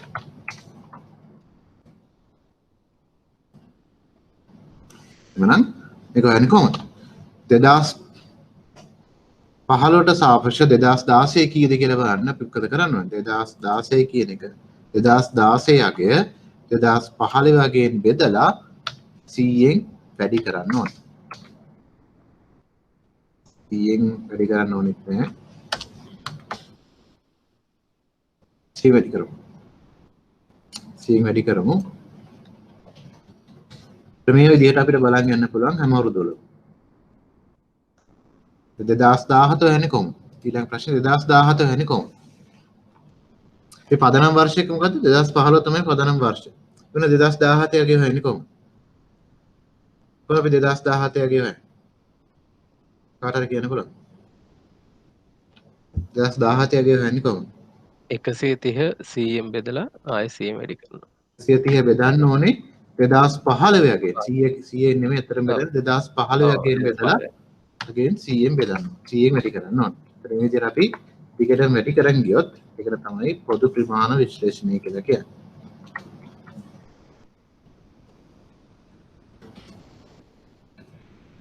2018 ගියත් ඒකම තමයි කරන්න ඕනේ. 2018 දී මොකද කරන්න ඕනේ?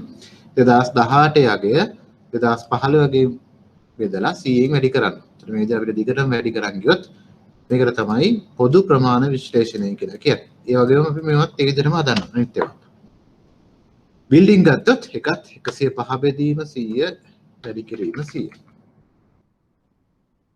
ඉතින් අනිත් අවුරුදු වල හොයන්න ඕනේ.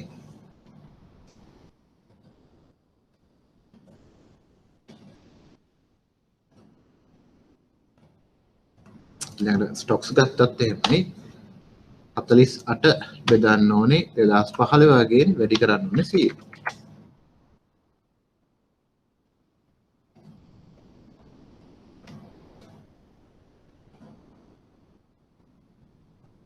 මේක සිසාවේ කොහොමද?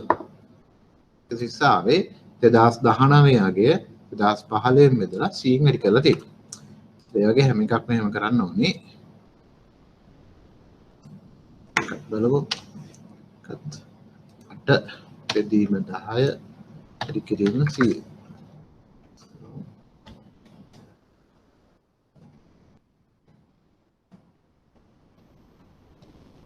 මුළුවත්කම් මුළුත් එහෙමයි. මුළුවත්කම් ගත්තත් 281 බෙදීම 260 වැඩි කිරීම 100.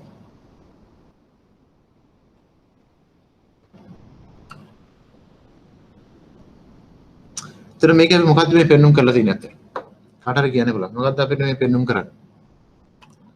මොකද්ද මේ පෙන්눔 කරන්නේ? මොකද්ද පෙන්눔 කරන්නේ?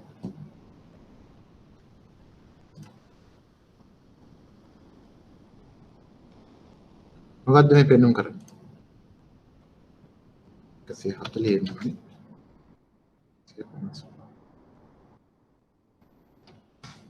මොකද්ද මේකෙන් පෙන්눔 කරන්නේ? කාටද කියන්න පුළුවන්? මොකද අපිට මේ පෙන්눔 කරේ? 155 කියන එකේ තේරුම මොකක්ද? 2015 100ක් තිබ්බ එක අද වෙද්දී 2015 100ක් තිබුණා අද වෙද්දී ඒක 155ක් වෙලා කියන එක නේද? එහෙනම් මේකෙන් පෙන්눔 කරන්නේ 2015ට සාපේක්ෂව අනිකුත් අවුරුදු වල අගයන් කොච්චරකින් වැඩි වෙලා තියෙනවද කියන එක තමයි මේකෙන් පෙන්눔 කරන්නේ. අපි මේ විදිහට අපි විශ්ලේෂණය කරොත් මෙන්න මේකට තමයි පොදු ප්‍රමාණ විශ්ලේෂණය කියලා කියන්නේ. පොදු ප්‍රමාණ තිරස් විශ්ලේෂණය කියලා කියන්නේ මේක. පැහැදිලිද? පැහැදිලි නැද්ද? තේරුණා නැද්ද? ඒ වගේම මේ තේරුණා සර්. තේරුන්නේ නැති ඉන්න. හරි අපි මොකද කරේ? තිරස් පොදු ප්‍රමාණ තිරස් විශ්ලේෂණයදී කරන්නේ එක අපි එක අවුරුද්දක් ගන්නවා පදනම් වර්ෂය හැටියට. වෙතදී අපි පදනම් වර්ෂය හැටියට ගත්ත 2015.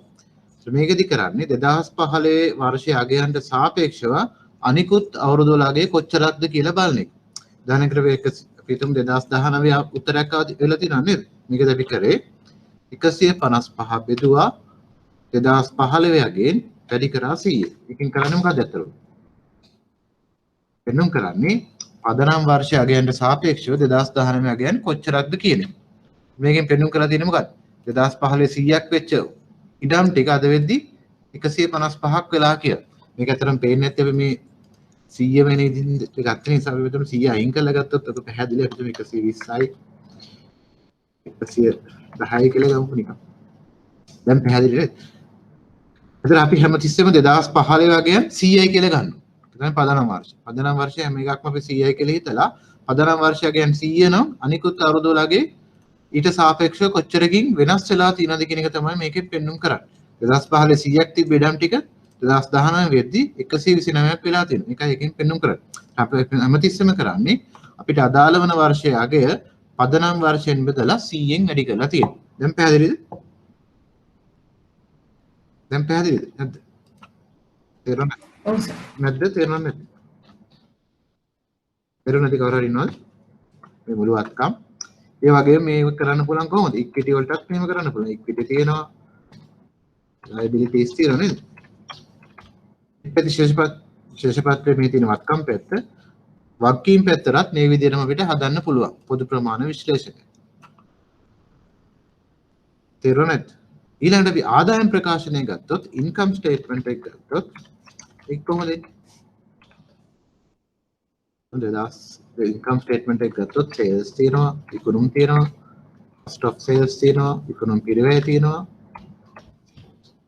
ඊළඟට gross profit තියෙනවා, දල ලාභය තියෙනවා, ඊළඟට ආයතන පරිපාලන වියදම් තියෙනවා, property plant and equipment වියදම් තියෙනවා, sales වියදම් තියෙනවා නේද? sales expenses තියෙනවා, ඊළඟට finance expenses තියෙනවා, මූල්‍ය වියදම් තියෙනවා,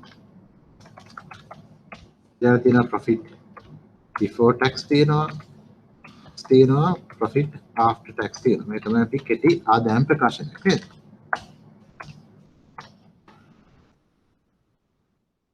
ඒකම 2015 වගයන් කියලා මේ තියෙන 2015 අපේ අගයන් තමයි sales තිබ්බා 2500ක් cost of sales 1500 ඒතර දල ලාභය ඇවිල්ලා 1500 අඩු කිරීම 1500 high property plant and equipment වියදම් තියෙනවා property plant ආයතන පරිපාලන වියදම් administrative expenses කියලා admin expenses ආයතන පරිපාලන වියදම් එමු තියෙනවා 200ක් ඉකොනොමි වියදම් තියෙනවා 300ක් මූල්‍ය වියදම් තියෙනවා 100ක් ඒතර වෙන profit before tax එනවා gross profit එක මේ ටික අඩු වෙන්න ඕනේ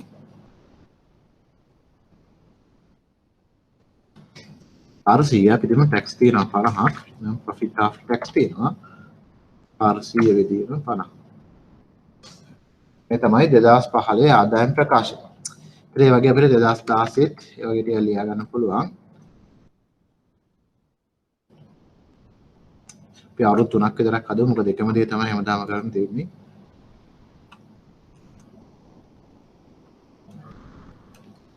ඒක 2016 2017 විතරක් හදමු.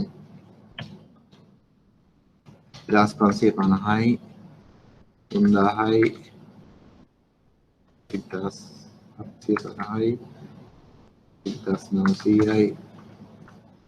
1900යි 150යි 300යි 350යි 400යි 125යි 175යි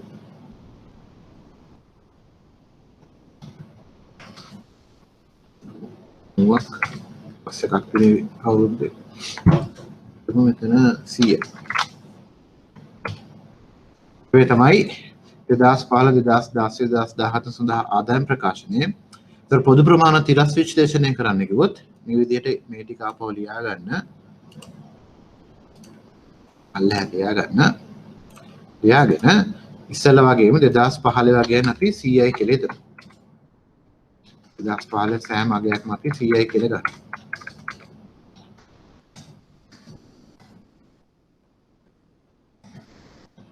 පදනම් වර්ෂය ගැන ඔක්කොම අපි CI කියලා හිතනවා.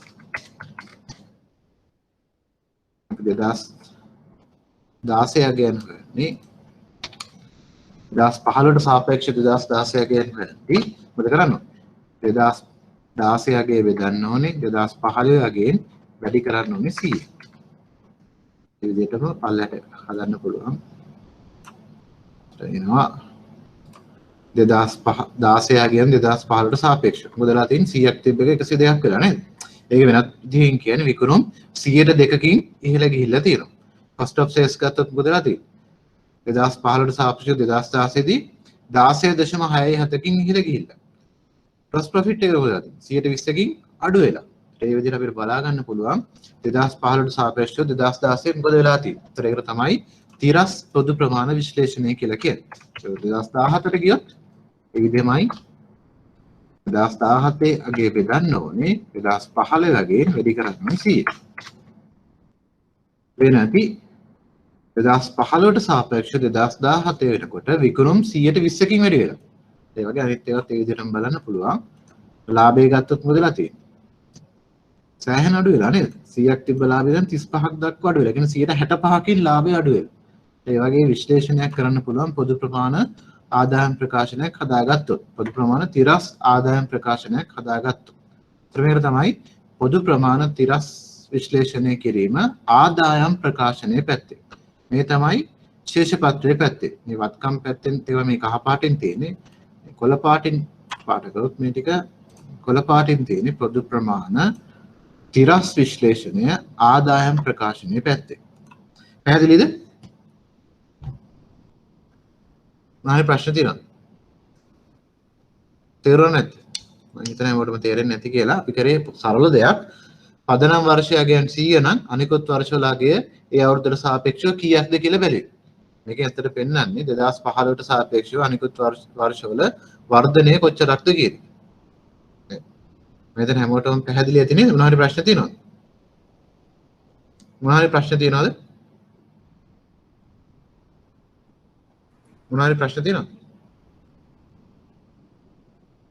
පැහැදිලිද නැද්ද? එහෙනම් අපි දැන් කතා කරේ තිරස් විශ්ලේෂණය. තිරස් විශ්ලේෂණය කියන්නේ horizontal analysis කියලා. තිරස් analysis. තිරස් විශ්ලේෂණය කරේ අපි ඊළඟට කරමු vertical analysis. vertical කියලා කියන්නේ සිරස් විශ්ලේෂණය.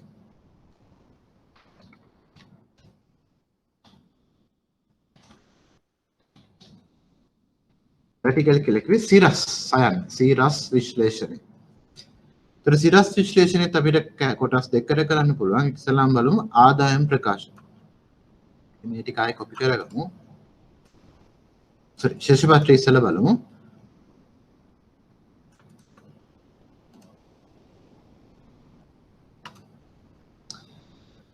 තිරස් විශ්ලේෂණය තිරස් විශ්ලේෂණයට වඩා වෙනස් වෙන්නේ. තිරස් විශ්ලේෂණය කරන්න අවුරුදු කිහිපයක් අවශ්‍යයි. තිරස් විශ්ලේෂණ අපි කරන්නේ අපි ඉස්සෙල්ලා කලින් කරේ තිරස් විශ්ලේෂණනේ තයන්න. තිරස් විශ්ලේෂණය අපි කරේ අවුරුදු කිහිපයක දත්ත ගත්තා. නමුත් තිරස් විශ්ලේෂණය කිරීම සඳහා අවශ්‍ය වෙන්නේ එක් අවුරුද්දක තොරතුරු පමණයි. හොඳට මතක තියාගන්න. තිරස් විශ්ලේෂණය සඳහා අවශ්‍ය වෙන්නේ එක් අවුරුද්දක තොරතුරු විතරයි. නමුත් තිරස් විශ්ලේෂණය කරන්න අවුරුදු කීපයක තොරතුරු අවශ්‍ය වෙනවා. මම හිතන්නේ පැහැදිලි ඇති. තිරස් විශ්ලේෂණය කිරීම සඳහා අවශ්‍ය වෙන්නේ එක් අවුරුද්දක තොරතුරු විතරයි.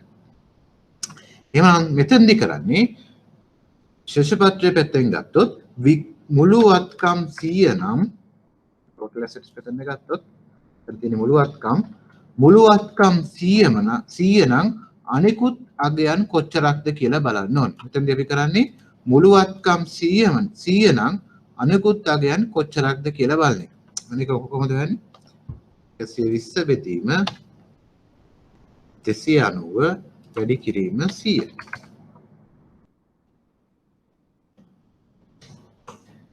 එතකොට මුළු වත්කම් වලින් 141ක් තියෙනවා ඉඩම්. ඒකයි එකෙන් තේරුම. එහෙනම් බිල්ඩින් බලන්නේ කොහොමද? බිල්ඩින් වල අගය බෙදන්න ඕනේ මුළු වත්කම් වලින් වැඩි කරන්න ඕනේ 100. එතන 37ක්. මේ 37 කියන එකේ තේරුම මොකක්ද? මුළු වත්කම් වලින් 137ක් තියෙන්නේ බිල්ඩින්ග්ස්. ඊළඟට ස්ටොක්ස් ගත්තොත් ඒ වගේමයි 50 බෙදීම මුළු වත්කම් වැඩි කිරීම 100. මුළු වත්කම් වලින් 117ක් තියෙන්නේ තොග. ඊළඟට කෑෂ් ගත්තොත් 10 බෙදීම මුළු වත්කම් වැඩි කිරීම 100. 9.4යි. එහෙනම් මේ තමයි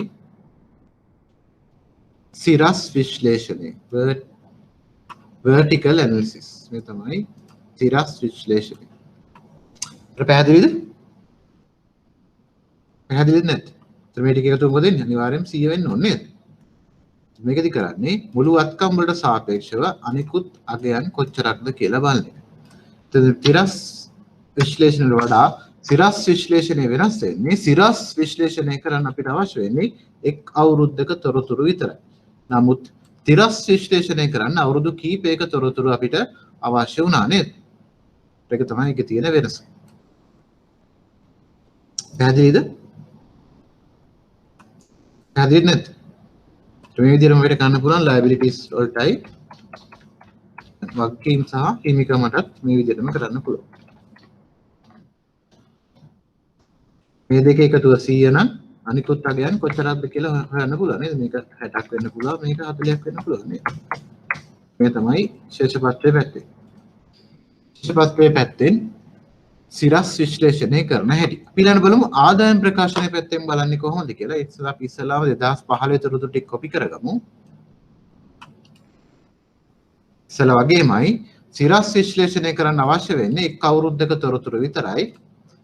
මෙතෙන්දී මතක තියාගන්න මෙතෙන්දී අපි කරන්නේ විකුණුම් වලට සාපේක්ෂව අනිකුත් අගයන් කොච්චරක්ද කියලා බලන එක. ඉස්සලා අපි මොකද කරේ? මුළු වත්කම් වලට සාපේක්ෂව අනිකුත් අගයන් කොච්චරක්ද කියලා බැලුවේ. දැන් මෙතෙන්දී වෙන්නේ විකුණුම් වලට සාපේක්ෂව අනිකුත් අගයන් කීයක්ද කියලා හොයාගන්න එක. එහෙනම් මෙතෙන්දී අපි බලනවා විකුණුම් 100 නම් අනිකුත් අගයන් කොච්චරද? වෙන කොහොමද? cost of sales බෙදන්න ඕනේ විකුණුම් වලින් වැඩි කරන්න ඕනේ 100. ඒ කියන්නේ මොකක්ද? cost of sales විකුණුම් වගේ විකුණුම් වලින් විකුණුම් 100ක් වෙද්දි cost of sales 60යි නේද? ඒ වගේම gross profit එකත් 1000 බෙදීම 2500 වැඩි කිරීම 100 40ක් ඒ විදිහට අනිකුත් ඒවාත් ඒ විදිහටම හොයන්න තියෙන්නේ 200 බෙදීම අංශය එක ෆික්ස් කරමු වැඩි කිරීම 100. මේකට තමයි පොදු ප්‍රමාණ සිරස් විශ්ලේෂණය ආදායම් ප්‍රකාශනයේ පැත්තේ. මේක තමයි උත්තරේ. පැහැදිලිද නැද්ද? පැහැදිලි නැද්ද? මොනවද ප්‍රශ්න තියෙනවද? තේරුණා නැද්ද? තේරුණාද නැද්ද? කාට හරි ප්‍රශ්නයක් තියෙනවද? එක්සෑම් එකේ එකම එක වතාවක් විතරක් ගානක් ඇවිල්ලා තියෙනවා. ඉතින් කාට හරි තේරුණ නැති කෙනෙක් ඉන්නවද? සිරස් විශ්ලේෂණය සහ තිරස් විශ්ලේෂණය. ඉතින් සිරස් විශ්ලේෂණය කරන්න අවශ්‍ය වෙන්නේ එක් අවුරුද්දක තොරතුරු විතරයි. නමුත් තිරස් විශ්ලේෂණය කරන්න අවුරුදු කීපයක තොරතුරු අවශ්‍ය වෙනවා. පැහැදිලිද නැද්ද? පැහැදිලිද නැද්ද?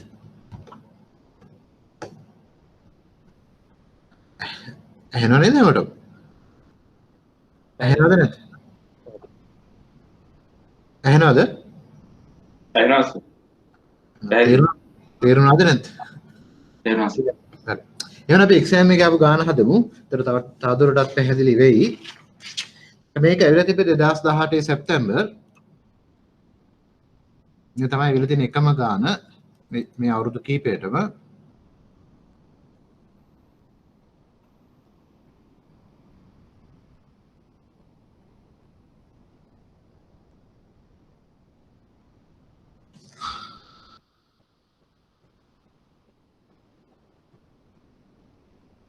එන්න මේක තමයි ගන්න. 2018 සැප්තැම්බර් තුන්වෙනි ප්‍රශ්නේ තුන්වෙනි කොටස. ඒක හදන්න බලන්න පොදු ප්‍රමාණ ආදායම් ප්‍රකාශනයක් සකස් කරන්න කියලා තියෙනවා. ඒතර මේ දීලා තියෙනවා ආදායම් ප්‍රකාශනයක් ශේෂපත්‍රයක්. ඒතර මේක දීලා තියෙන අවුරුද්දක තොරතුරු විතරයි. එහෙමනම් අවුරුද්දක තොරතුරු විතරක් දීලා තියෙනවා අපිට කරන්න පුළුවන් විශ්ලේෂණය මොකක්ද? සිරස්. ඔව් ඒකෙත් අපිට කරන්න තියෙන්නේ ආදායම් ප්‍රකාශනයේ පැත්තෙන් විතරයි අහන්නේ. නිසා හදන්න බලන්න. හරිම ලේසි. ලේසියම ලකුණු 5ක් ගන්න පුළුවන්. දැන් අනේ හදන්න පුළුවන් වෙන්න ඕනේ. හදන්න බලන්න. ඉස්සෙල්ලා ආදායම් ප්‍රකාශනය දීලා තියෙනවා ලියා ගන්න. ඊට පස්සේ වික්‍රම වලට සාපේක්ෂව අනිකුත් අගයන් කීයක්ද කියලා බලන්න.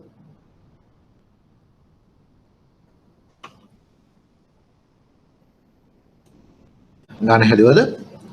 ඉස්සෙල්ලාම මේ වගේ ගානක් දුන්නොත් දීලා තියෙන තොරතුරු ටික සටහන් කරගන්න. Excel එකට ගියොත් sales තියෙනවා. ඉස්සෙල්ලා වගේම අපි copy කරගමු. sales තියෙනවා. cost of sales තියෙනවා. depreciations තියෙනවා. interest තියෙනවා. tax තියෙනවා. net profit තියෙනවා. dividend තියෙනවා. retain profit තියෙනවා. දවාගත් ලාභ තියෙනවා. ඉතින් දින තොරතුරු සටහන් කරගන්න. sales තියෙනවා 82200ක්. මෙහෙයුම් පිරිවේ 73100යි. operating cost තියෙන cost of sales නෙමෙයි operating cost. depreciation තියෙනවා 1300ක්. පොලී තියෙන 1600ක්. බදු තියෙන 2800ක්. net profit තියෙන 3400ක්. දාලා තව 2550යි. ලාභාංශ 2250යි. රඳවාගත් ලාභ 1150. මේ තමයි අපිට දීලා තියෙන තොරතුරු නේද? එහෙනම් අපි මොකද කරන්න ඕනේ? කොහොමද අපි හයි පොදු ප්‍රමාණ විශ්ලේෂණයක් කරන්නේ කොහොමද? කොහොමද පොදු ප්‍රමාණ විශ්ලේෂණයක් කරන්නේ?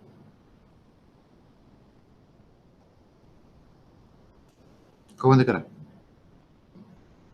මතකද?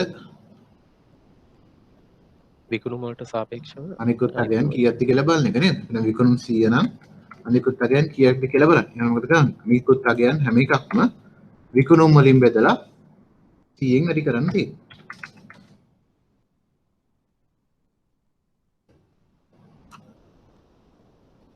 එන්න මේකට තමයි පොදු ප්‍රමාණ විශ්ලේෂණය කියලා කියන්නේ. පැහැදිලිද? මේකට සර් ප්‍රතිශත ලකුණු දානවද නැත්නම් මේ විදිහට තියන්නේ?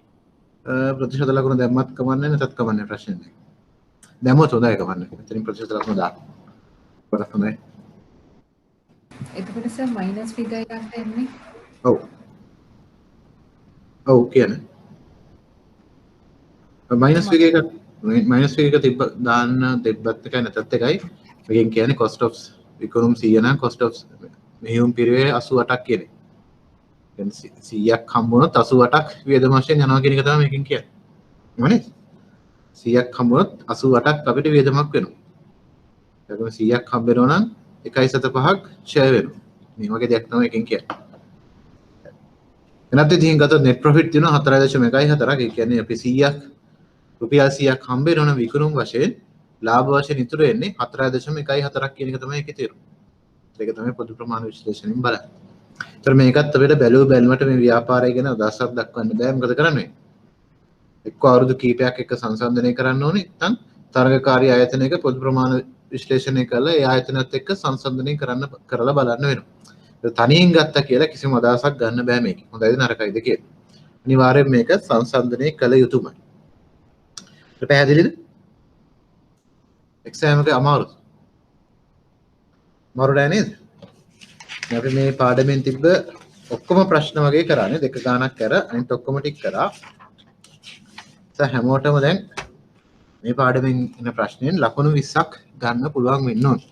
අපි මේ පාඩමේ ඔක්කොම ටික කරලා ඉවරයි. මොනවා හරි ප්‍රශ්න තියෙනවා. මොනවා හරි ප්‍රශ්න තියෙනවා.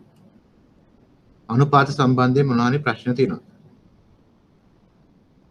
අපි දැනටවත් ප්‍රධාන පාඩම් දෙකක් ඉවර කරා නේද? අනුපාත විශ්ලේෂණ ඉවර කරා.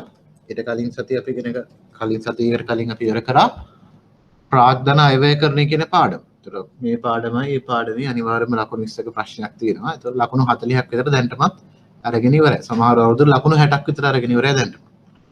මේ පාඩම් දෙකෙන් විතරක් වුණත් එක්සෑම් පාස් වෙන්න පුළුවන්. දැන් හැමෝම එක්සෑම් පාස් වෙන මට්ටමක ඉන්නවා. නේද? බලමු එහෙනම් තවදුරටත් ඒ එකක් විතර ගන්න ලකුණු ගන්න තව ප්‍රශ්න ඉගෙන ගන්න එපා නේද? අපි එහෙනම් තව ඊළඟ පාඩමකට යමු. ඊළඟ පාඩම තමයි අද පටන් ගන්න අලුත් පාඩම තමයි විදේශ විනිමය පාඩම. මම හිතන්නේ හැමෝම ගාව මේ හෑන්ඩ් අවුට් එක හම්බෙන්නේ නැති. මේ හෑන්ඩ් අවුට් එක හැමෝටම හම්බුණා නේද? හම්බුණාද නැද්ද? හම්බුණා සර්. එහෙනම් අපි පටන් ගමු විදේශ විනිමය පාඩම.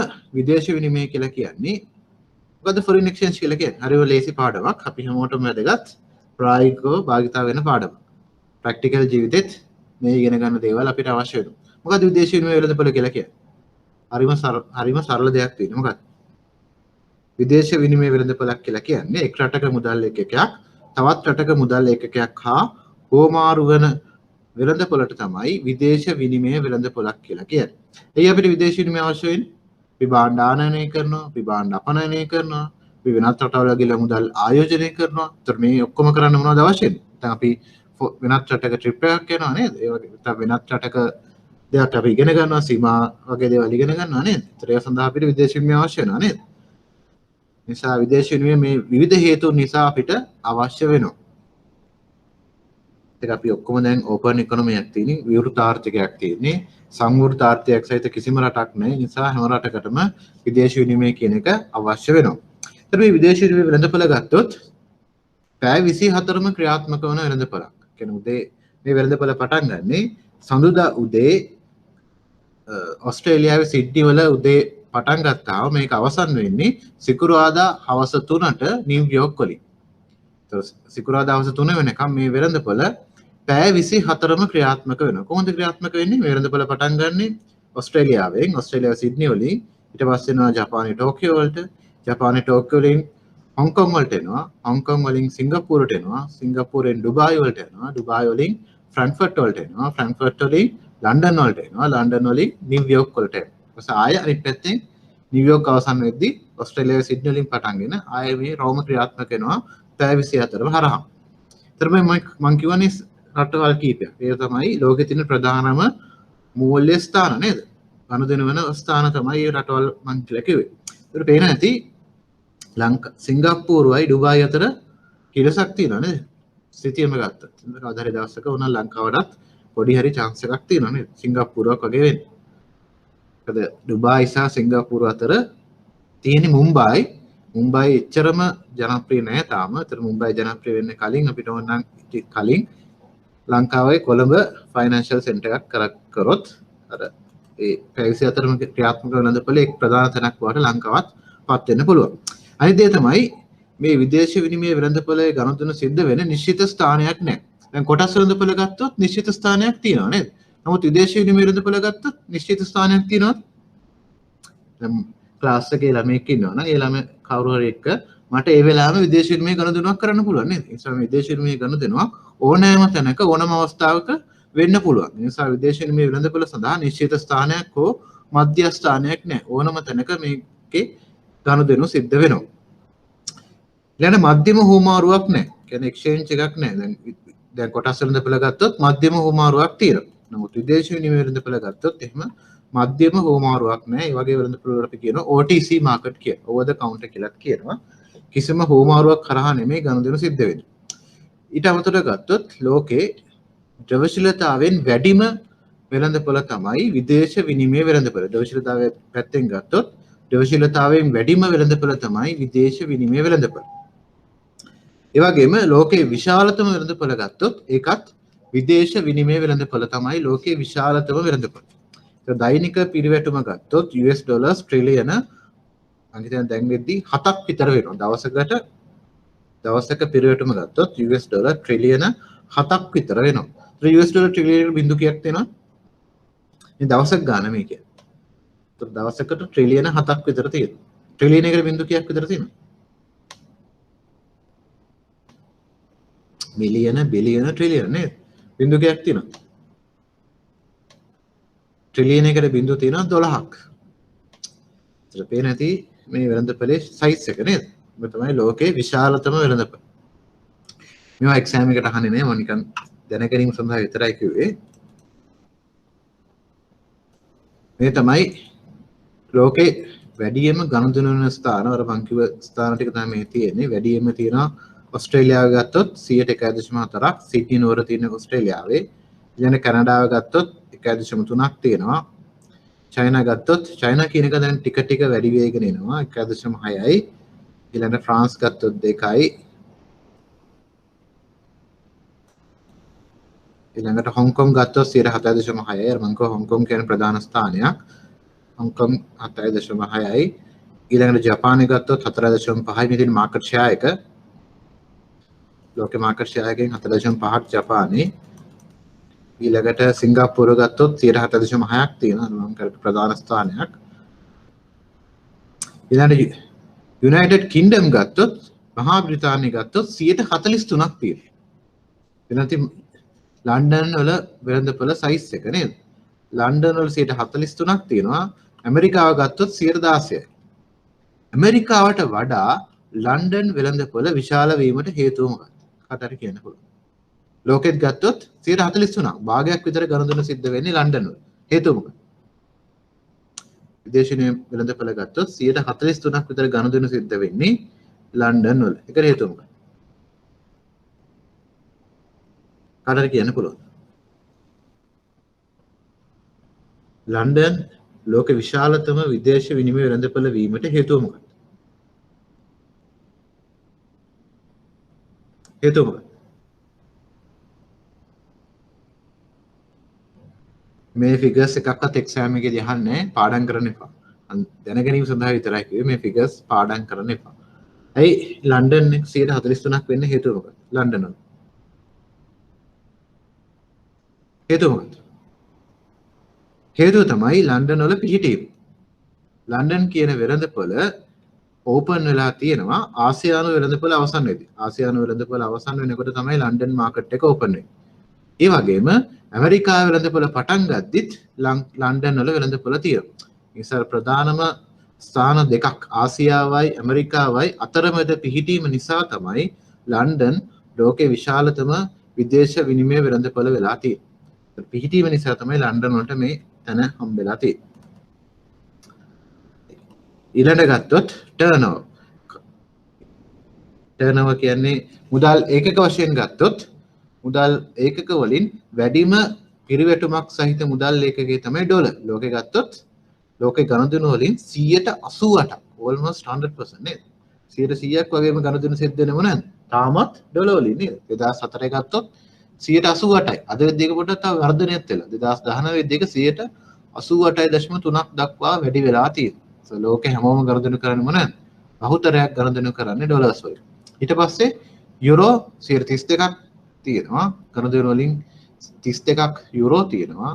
ජපානයේ ගත්තොත් 16ක් තියෙනවා. JPY. ජපනීස් යෙන් ගත්තොත් 16ක් තියෙනවා.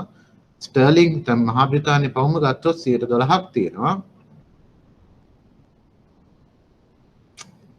අනිකුත් ඒවා පොඩි පොඩි මුදල් ඒකක කැනඩියන් ඩොලර් ගත්තොත් 5ක් ඔස්ට්‍රේලියන් ඩොලර් ගත්තොත් 6ක් ඒ වගේම CNY කියන එක පේනවා ඇති CNY කියලා එක 2004 දී 0.1ක් වෙලා තිබ්බේ අද වෙද්දි කොච්චරක් වෙලාද ක්‍රමක්‍රමයෙන් CNY කියලා කියන්නේ චයිනීස් රෙමින්බි චීනී මුදල් ඒකකයේ පේනවා ඇති ක්‍රමක්‍රමයෙන් චීනී මුදල් ඒකකය ලෝකේ ප්‍රධාන වශයෙන් ගනුදෙනු වෙන මුදල් ඒකකයක් බවට පොඩ එමින් පවතිනවා නේද ලෝකේ ගනුදෙනු වලින් 4.3ක්ම වෙලා තින් දැන් චයිනීස් රෙමින්බි නැත්නම් චයිනීස් යුවාන් එක.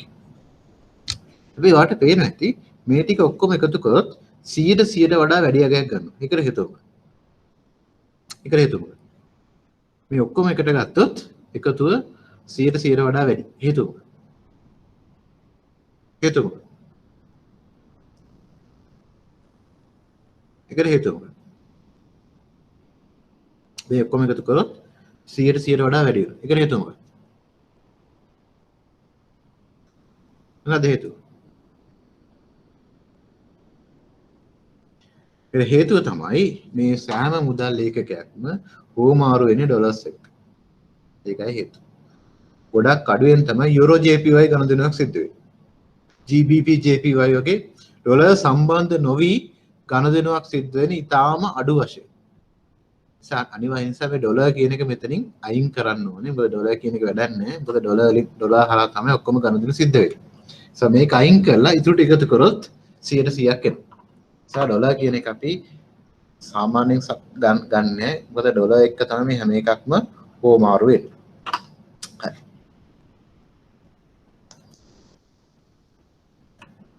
මේවා මතක තියාගන්න එපා. මම දැන ගැනීම සඳහා විතරයි කිව්වේ. දැන් වෙළඳපොළට සම්බන්ධ පාර්ශ්ව මෙන්න මේක එක්සෑම් එකට වැදගත්. විදේශීය මේ වෙළඳපොළ ගත්තොත් සම්බන්ධ වෙන පාර්ශ්වයන් ගොඩක් ඉන්නවා. පළවෙනි පාර්ශ්වය තමයි ආනයන කරුවන් සහ අපනයන කරුවන්. ඇයි ආනයන කරුවන්ට විදේශ විනිමය අවශ්‍ය වෙන්නේ? ඇයි ආනයන කරුවන් ඩොලර්ස් ගන්න? මොකද හේතුව? ලංකා වෙළඳපොළ ගත්තොත් විදේශ විනිමය සඳහා ඉල්ලුම් කරන්නේ කවුද?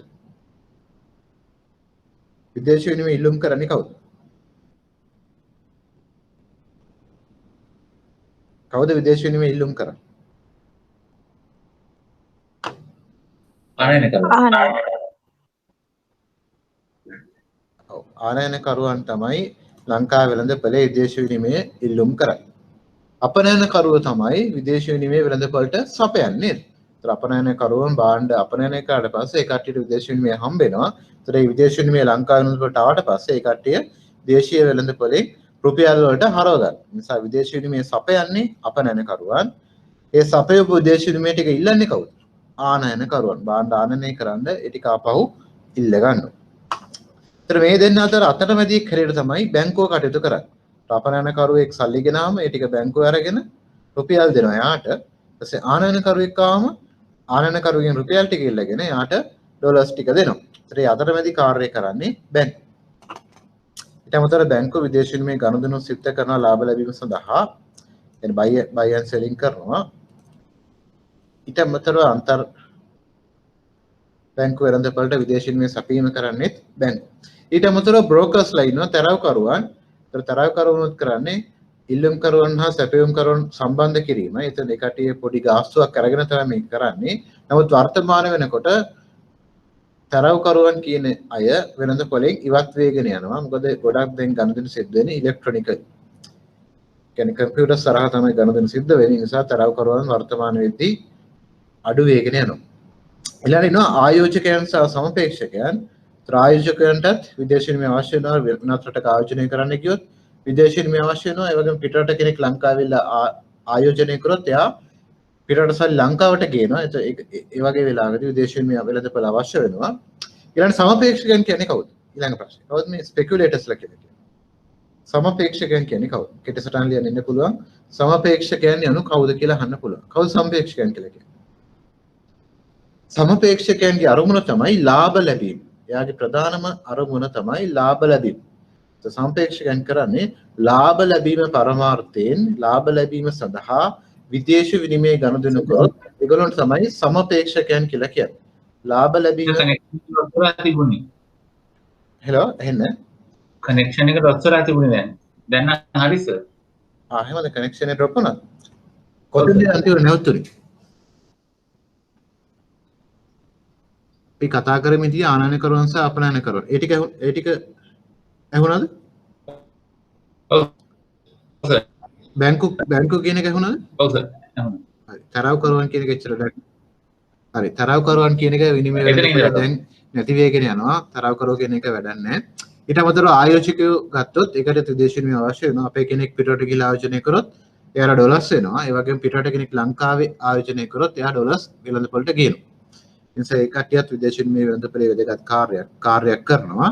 සමපේක්ෂකයන් කියන්නේ කවුද? එදෙසට ලියන්න ඉන්න පුළුවන්. කවුද මේ සමපේක්ෂකයන් කියලා කියන්නේ? කවුද මේ සමපේක්ෂකයන් කියලා කියන්නේ? සමපේක්ෂකයන්ගේ ප්‍රධාන අරමුණ තමයි ලාභ ලැබීම.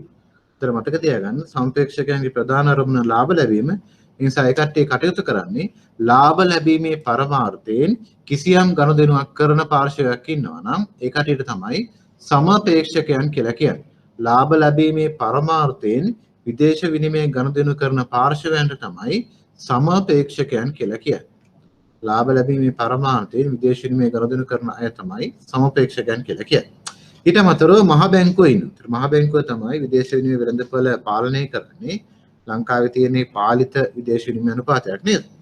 ඒක පාලනය කරන මහ බැංකුව අනවශ්‍ය ලෙස ඉල්ලුම් කරොත් ඒ වෙලාවේ විදේශ විනිමය සපයන වෙළඳපොළට ඒ වගේම අනවශ්‍ය පරිදි සැපයීමක් තිබ්බොත් මහ බැංකුව විදේශ විනිමය මිලදී ගන්නවා වෙළඳපොළ. ඒක තමයි මහ බැංකුවේ කාර්යය. මහ බැංකුව එහෙම කළා තමයි විදේශ විනිමය අනුපාතිකය විශාල වශයෙන් ඉහළ යන්න දෙන්නෙත් නැතුව විශාල වශයෙන් පහළ යන්න දෙන්නෙත් නැතුව තියාගන්නේ මහ බැංකුවේ මැදිහත් වීම නිසා. ඒතර වෙළඳපොලේ සැපයීම වැඩි නම් මහ බැංකුව මිලදී ගන්නවා. වෙළඳපොලේ සැපයීම අඩු නම් මහ බැංකුව විදේශ විනිමය වෙළඳපොළට සපයනවා. ඒ විදිහට මහ බැංකුවත් මේ වෙළඳපොලේ කටයුතු කරනවා.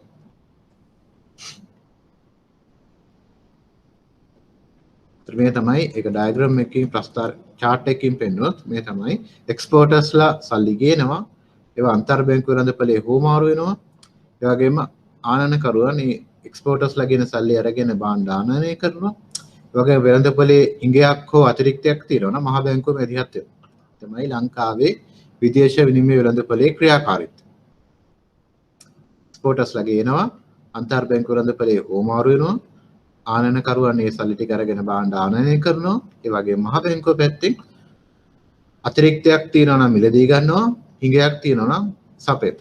තමයි මහා බැංකුවේ කාර්යය. ඒතර මහා බැංකුව මේ ඉල්ලුම හා සැපයුම පාලනය කරන්නේ මොනවා භාවිතා කරලාද? මහා බැංකුවේ තියෙන විදේශ සංචිත නේද? ඒ විදේශ සංචිත හරහා තමයි මහා බැංකුව විනිමය අනුපාතය පාලනය කරන්නේ. සාර ආර්ථික විද්‍යාවදී ඔය කට්ටිය ඉගෙන ගන්න නැති නේද? ඊට FX සම්බන්ධ මූලධර්ම කීපයක් තියෙනවා විදේශ විනිමය වෙළඳපොළ සම්බන්ධයෙන්.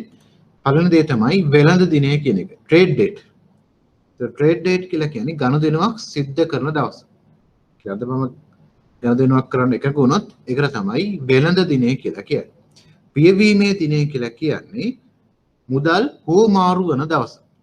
අද මම ගනුදෙනුවක් කරාට එකක වුණාට අද මම මුදල් හෝමාරු කරගන්නේ නෑ. සාමාන්‍යයෙන් වෙන්නේ අද ඉඳලා දවස් දෙකක් ගියාට පස්සේ තමයි මුදල් හෝමාරුව සිද්ධ වෙන්නේ. ඒ මුදල් හෝමාරුව සිද්ධ වෙන දවසට තමයි පියවීමේ දිනය කියලා කියන්නේ. විදේශ වෙළඳපොලේ වැලියු ඩේට් කියලා කියන්නේ අදාළ මුදල් හෝමාරුව සිද්ධ වෙන දවස. එතකොට සාමාන්‍යයෙන් මේ මුදල් පියවීම සිද්ධ වෙන්නේ වෙළඳ දිනයකදී නිමාරු දවසකදී මේක සිද්ධ වෙන්නේ නැහැ. ඇයි මෙහෙම දවස් දෙකක් දීලා තියෙන්නේ? ගණදෙනු දිනේ සහ වෙළඳ දිනයක දවස් දෙකක් දීලා තියෙන්නේ. හේතුව මොකක්ද? කාටද කියන්න පුළුවන්? ගණදෙනු දිනය කියලා කියන්නේ ගණදෙනුවක් කිරීමට එකග වෙන දවස. පියවීමේ දිනය කියලා කියන්නේ මුදල් හෝමාරු වෙන දවස. අද එකග වුණාට අදම මුදල් හෝමාරුවක් සිද්ධ වෙන්නේ නැහැ. ඒ හෝමාරුව සිද්ධ වෙන්නේ අද ඉඳලා දවස් දෙකක් ගියාට පස්සේ. සාමාන්‍යයෙන් මේ දවස් දෙකක් දීමට හේතුව මොකක්ද? අපි මේ කතා කරන්නේ අන්තර් බැංකු වෙළඳපොළ පැත්තෙන් අපි කරන ගනුදෙනු නෙමෙයි. මේ අන්තර් බැංකු වෙළඳපොලේ සාමාන්‍යයෙන් ගනුදෙනු පියවීම සඳහා දවස් දෙකක් දීලා තියෙනවා. ඇයි එහෙම දීලා තියෙන්නේ? හේතුව තමයි මේ විදේශ විනිමය ගනුදෙනු පියවීම සඳහා විශේෂිත ගිණුම් වර්ගයක් අවශ්‍යයි. මොනවද මේ විශේෂිත ගිණුම් වර්ග? ලංකාව තුළ ඩොලර්ස් පියවන්න පුළුවන්. සම්පත් බැංකුව සහ කමර්ෂල් බැංකුව ඉන්නවා. සම්පත් බැංකුවයි කමර්ෂල් බැංකුවයි අතර ඩොලර්ස් හෝමාරු කරගන්න පුළුවන් ලංකාව තුළ. පුළුවන්ද බැයි? ලංකාවේ සම්පත් බැංකුවෙන් ලංකාවේ කමර්ෂල් බැංකුවට ඩොලර්ස් යවන්න පුළුවන්. බෑ. ලංකාවේ බැංකු දෙක අතර යවන්න පුළුවන් මොනවා විතරද? සම්පත් බැංකුවයි කමර්ෂල් බැංකුවේ අතර හෝමාරු කරගන්න පුළුවන් වෙන්නේ රුපියල් විතරයි. ඒකට අහලා ඇති මහ බැංකුවේ තියෙනවා RTGS සිස්ටම් එකක්. Real time gross settlement system එකක් කියලා එකක් තියෙනවා. ඒ සිස්ටම් එක හරහා තමයි බැංකු මුදල් හෝමාරු කරගන්නේ. ඒතර මේ real time gross settlement system එක හදලා තියෙන්නේ රුපියල් සඳහා විතරයි. ඕනම රටක එහෙමයි. ඩොලර්ස් එහෙනම් සෙටල් වෙන්න ඕනේ කොහෙද? කිසියම් රටක සෙටල් කරන්න පුළුවන් ඒ රටේ මුදල් ඒකකේ විතරයි. ඩොලර්ස් සෙටල් කරන්න පුළුවන් කොහෙද? USA වල. ඇමරිකාව විතරයි. ඕස්ට්‍රේලියන් ඩොලර් සෙටල් කරන්න පුළුවන් ඕස්ට්‍රේලියාව විතරයි. ජපනීස් යෙන් සෙටල් කරන්න පුළුවන් ජපානයේ විතරයි. නිසා ලංකාව තුළ ඩොලර්ස් සෙටල් කරන්න බෑ. අපි මේ කතා කරන්නේ පටලවා ගන්න එපා අන්තර් බැංකු වෙළඳපොළ.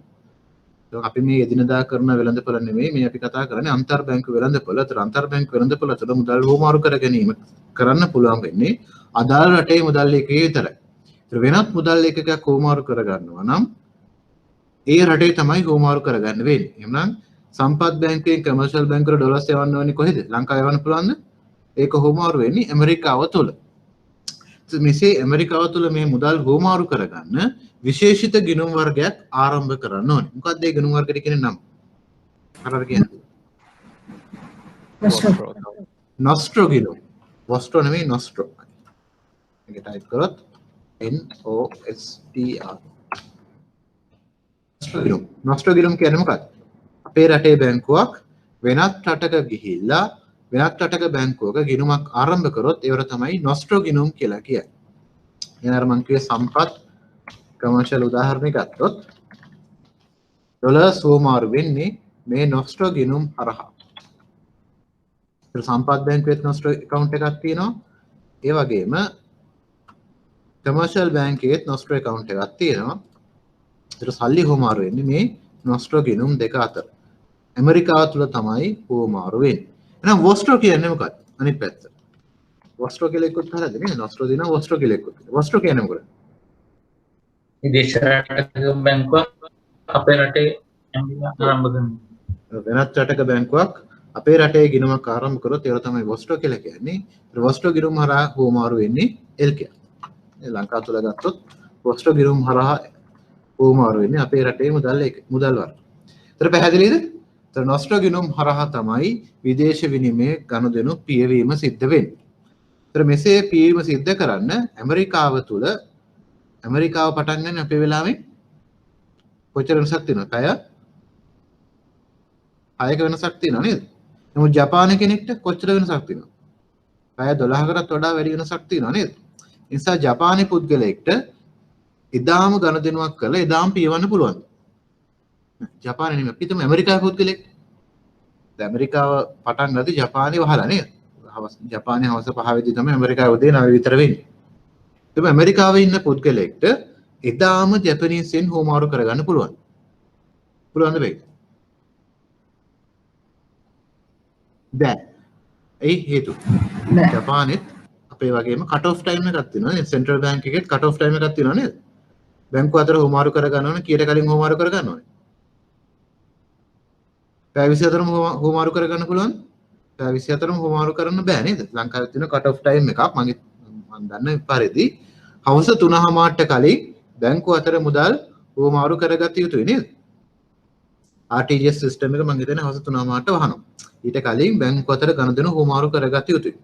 ඒ වගේම තමයි ජපානෙත් එකට එක වෙලාවෙන් හවස 3ට එයාගේ සෙන්ට්‍රල් බැංක් එකෙන් ජපනීස්ෙන් හුවමාරු කිරීම නවත්තනවා.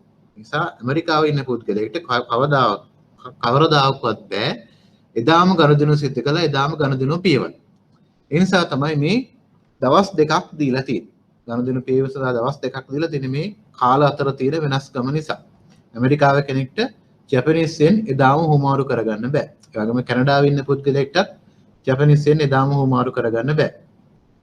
මේ ප්‍රශ්නේ ඉඳලා තමයි මේ දවස් දෙකක් දීලා තියෙන්නේ. මේ සමහර මුදල් ලේඛක තියෙනවා ඒවට දෙන්නේ එක දවසක් විතරයි. ඒ උදාහරණ තමයි කැනේඩියන් ඩොලර්ස්. කැනේඩියන් ඩොලර්ස් ගත්තොත් අද ගනුදෙනු සිද්ධ කරොත් හෙට වෙද්දි මුදල් හුවමාරු කරගන්න ඕනේ. මොකද ඇමරිකන් ඩොලර්ස් වගේ ගත්තොත් අද ගනුදෙනු සිද්ධ කරොත් අනිද්දාට තමයි මුදල් හුවමාරු සිද්ධ වෙන්නේ. මේක තමයි මේ දෙක අතර වෙනස. වෙළඳ දිනේ පියවීම දිනේ වෙනස තේරුණාද? පැහැදිලි නැද්ද? වෙළඳ දිනේ කියලා කියන්නේ ගනුදෙනුවක් කිරීමට එකඟ වෙච්ච දවස. පියවීමේ දිනේ කියලා කියන්නේ ඇත්තටම මුදල් හුවමාරුව සිද්ධ වෙන දවසට. ඒතර මම හිතන්නේ පැහැදිලි ඇති වෙළඳ දිනේ සහ පියවීමේ දිනේ කියලා දෙකක් දීලා තියෙන මේ රටවල් අතර තියෙන වෙලාවේ තියෙන වෙනස්කම නිසා. පැහැදිලිද? පැහැදිලි නැද්ද? පැහැදිලි නැද්ද? හරි.